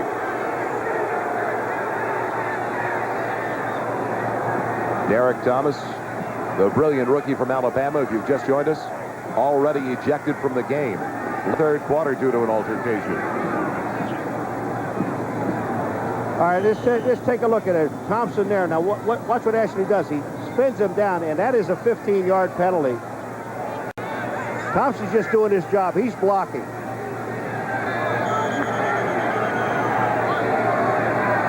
Now what? Another delay. So they put the ball to the 32. Such a sluggish start for this San Diego offense over the first half. They didn't get any points until they had the ball with 90 seconds left in the first half and trailing 13-0. Please reset the stadium clock to 2:38. 2:38. I set it to 2:40.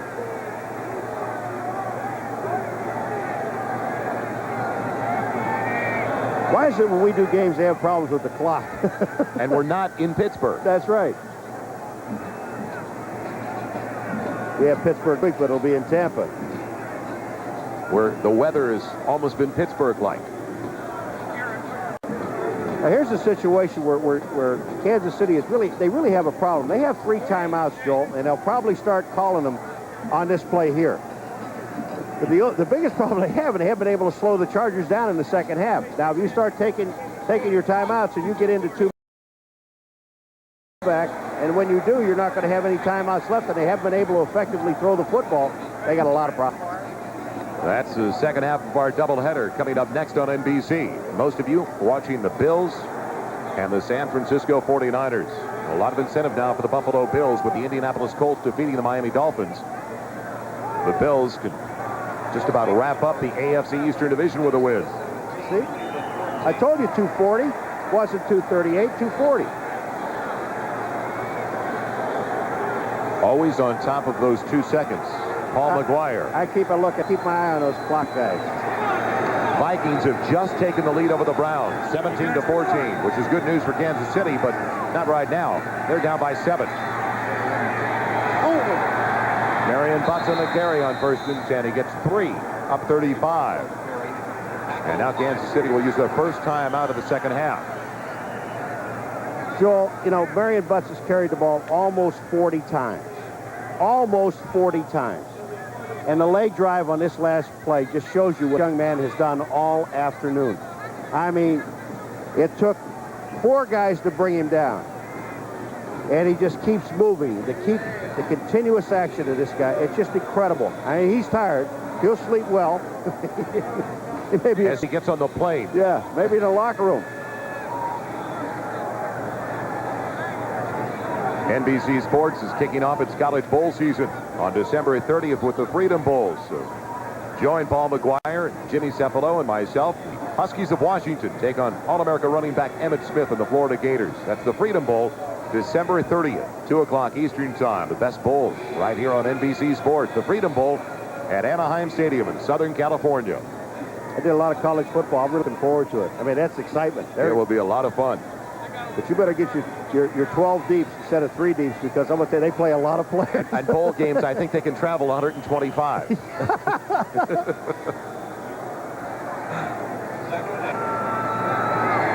Second and 7. As they get ready to put it back into play, the Chiefs with 2 timeouts remaining now.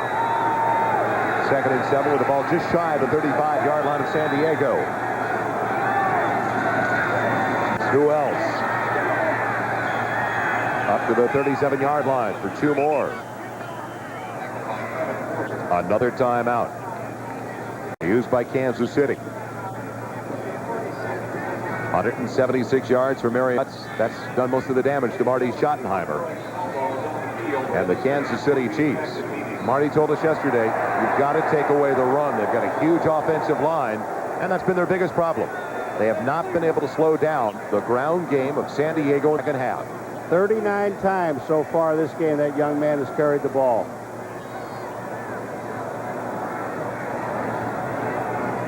Minnesota with a score, just taking a 3-point lead over Cleveland in a big game for the Browns. They have really had their problems offensively. You know, the Cleveland Browns in the first half had 5 yards rushing against Minnesota.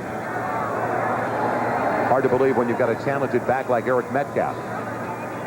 Yeah, their offensive line, we did earlier this season, and Cody Rison and those guys were hurt. They were banged up back there. They've been hurt all year long. Here we go. 3rd and 5. Don't forget the Chiefs are down to only 1 timeout now with 2 left. They'll get a timeout with a 2-minute warning. Play action for Tolliver. Tolliver wanted to run it on the naked bootleg. Oh, taken down. Will it be a penalty? No. Neil Smith with a shot to Tolliver.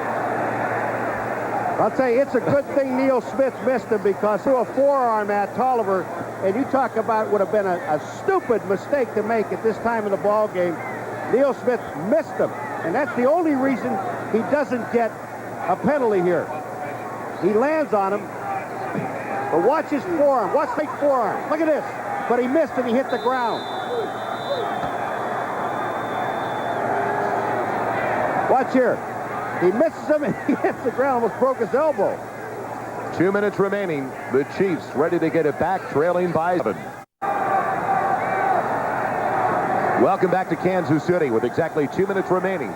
The Chargers ready to punt it away. Kansas City with 1 final chance offensively. 1 timeout remaining as well. Naz Worthen, the rookie from North Carolina State, waiting for the punt from Hank Ilisic. Worthen alternating with Pete Manley. Punt returning duties over the last few weeks for Kansas City. Low snaps earlier today to Ilisic. Let's see if they get it up where he has some time. Another low one. He has to punch out a line drive, returnable tight. Big hop for Worthen. But no blockers out in front. He crossed the 35. Solid field position to start the drive for Kansas City at their own 36. Isn't it amazing that Kansas City a week ago went up to Green Bay and beat them 21-3, and they scored all of their points in the second quarter, right? Here they are. They've got a goose egg in the first, 13 in the second, and nothing in the third and fourth. They scored on 3 of 4 possessions in the second 15 minutes of play. Their offense has been dormant ever since. Minute 51 remaining. Here they go. They've got 3 wide receivers. Now they make it 4 wide receivers in there. McNair, the only one in the backfield with DeBerg, who works out of the shotgun. 1st and 10 from the 36. DeBerg buys some time. Over the middle, it's Pete Manley, wide open. First down to the 46-yard line. They've got to save that timeout. So the hurry-up offense. Well, the Chargers that time sent 2 safeties. They sent Vincey Glenn and Lester Lyles into rush. Under 90 seconds left. Same formation. They look like the left tackle lifted up for Kansas City. Flags down on the play. It looked like the left tackle may have lifted up for the Kansas City Chiefs. On alt, number 76. That just stops the play. False start prior to the snap. Number 76 offense. Still first down. It was John Alt in his 6th year from the University of Iowa. 3rd straight season as a starter for the Kansas City Chiefs. Inopportune time, though, to pick up a 5-yard mark off. 1st and 15 now, back at the 48. Only one timeout left for Schottenheimer in Kansas City. And the Chargers just sit back in any type of a prevent defense. They still have to come after DeBerg and the Kansas City Chiefs. Put some heat on them because you're basically playing man-to-man in the secondary. They have done so well being so aggressive in the second half. Set the clock again, Bill. You hate to see teams away from what they were naturally doing, the rhythm they've gotten into to get to the point they're at right now, which is a 7-point lead and control of the contest. Exactly. I mean, the Chiefs have been in situations with the same offense on the field where they're predominantly throwing the football, and the Chargers after them. Just don't give DeBerg time to sit back there and find a wide receiver. It's been a second-half shutout for the San Diego Chargers as they lead it by 7. Pressure coming on DeBerg. He's hit from behind. Ball incomplete. Looking for McNair, but he was tripped up right as he released the ball. Grossman was there along with Les Miller. That time the Chargers just sent 4 people. Leslie O'Neal, Grossman, Phillips, and Williams. And they got there. That means the heat was on. And Les Miller was there. But look at here. Les Miller goes by. Leslie O'Neal gets his foot. Williams is there in his face. And Grossman also gets there. Final now from Pitt. The Steelers raise their record to 8-7 with a 28-10 win over the New England Patriots. 2nd and 15 for Kansas City at their own 48. Pressure up the middle. Lee Williams. A fine clearance. Weathers wide open. Gets out of bounds, but is he short of the first down yet? He did not get the first down. And it appears that he could have taken a couple of extra steps, then bolted, even if he had to make contact with a man. He did. He was worried too much about a block downfield. All he has to do. Now look at this protection. Here comes Williams. He gets to the DeBerg, but gets there late. Now watch what he does. He's waiting for a play. But if he goes down further, he can still get knocked out of bounds to pick up the first down. You got to sacrifice your body a little bit. Looked like he wanted to avoid the contact more than anything else on that play. Minute 13 left. 3rd, a little bit less than 2. 3rd and a yard, yard and a half. McNair won't get the first down. He doesn't get back to the line of scrimmage. And now they have the final timeout with a minute 6. We'll be right back to find out what Marty Schottenheimer does on 4th and a little bit better than 2.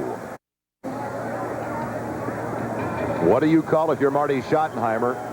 You need at least 2 yards to pick up the first down. It's 4th and 2. You're out of timeout, 66 seconds left. And I've got to believe, after what developed off the last running play, he's looking at McNair or maybe somebody dragging over the middle, one of his 4 wide receivers for a 5 or 6 yard pass. They have to throw the ball, but the most important thing is to throw the ball short. Don't try to go deep with it. Let's see if they look for number 48, Todd McNair, out of the backfield. Lyles showing the blitz on the right side of the defensive front. Here comes Lyles. They pick him up. DeBerg throwing. Has a first down, 4th and 2 to Weathers. It's down to the 31-yard line. Again, the Chargers sent a blitzing formation at him, but then DeBerg did the smart thing. Just throw short, get the first down, and get on with it. Now they've got to stop it. They've got to hurry with this play. They're out of timeouts on 1st and 10. It's batted down over the middle. Leslie O'Neal got there. Leslie O'Neal stopped it for him. All he did, Leslie O'Neal, was just sit there on the line of scrimmage and watch DeBerg's eyes. Now the Chargers defensively have to be taking away the sideline. DeBerg throwing over the middle that time. It'll take them a good 10-15 seconds if they throw the ball downfield to get set up once again, and they're out of timeouts. They've got to start looking to the sideline if at all. But the only problem is here with the sideline, yeah, they're covering that, but the middle is open. You have time to throw one down the middle. That's what he tried to do. He may come back and still try to throw one more down the middle. 2nd and 10. Outside of the 31-yard line. DeBerg dumping it off. Weathers again. Got to get out of bounds. He's inside the 20 to the 18-yard line. Now they've got to hustle up. And DeBerg has to throw it away on 1st down. He's got to throw it into the ground. Get his people back. And he does exactly that. He stops it with 19 seconds remaining and a 2nd down at the 19-yard line. Well, Weathers goes out of bounds when he shouldn't go out of bounds. And this time, the time that he should have gone out of bounds, he didn't. And they lose 10 seconds. Oh, easy. But see, they have 19 seconds, Joel, and you're really, you're looking at outside. But the one thing that happens on a defense like this is the middle becomes open. And if you look straight down the middle of the field, you can see where the middle is open. Look at DeBerg where he's looking. Now he hits Weathers going over this way. Almost near the middle of the field. That place is still going to be open on this play, but do you have enough guts to throw it down there? Here's 2nd down at the yard line for DeBerg. Over the middle of the end zone. Has Harry intercepted. Intercepted by Roy Bennett. Bennett intercepted it, but I'm going to tell you, Harry was open. Harry was open. It hung up there on DeBerg. It sure did, and the middle was there. I just said, does he have enough guts to throw it down there? Obviously he did, but he didn't have enough on the ball. The ball definitely floated on Steve DeBerg because Harry had a step or two on Roy Bennett. Bennett made a super play. He just stayed with it. Not worried about knocking the ball down. He just intercepted it. So for a change for Dan Henning and the San Diego Chargers, they finally come out on top in a close one. You bet. Second half of our NFL doubleheader on NBC. The Bills and the 49ers. Some of you will see the Jets and the Rams at Anaheim Stadium. So one snap for Billy Joe Tolliver. And it'll be the 5th win of the year for the San Diego Chargers as they raise their record to 5-10. One of our easiest picks of the entire season. Time for the Most Valuable Player Award, sponsored by Budweiser. Our MVP, Marion Butts, with a career high in rushing today, 176 yards on 39 carries. Marion Butts from the Chargers. Budweiser will make a contribution to the United Way on behalf of Marion Butts, our MVP. For our producer, George Finkel, and our director, Brian Sheriff, this is Joel Meyers along with Paul Maguire. Thank you for joining us as the Chargers beat the Chiefs by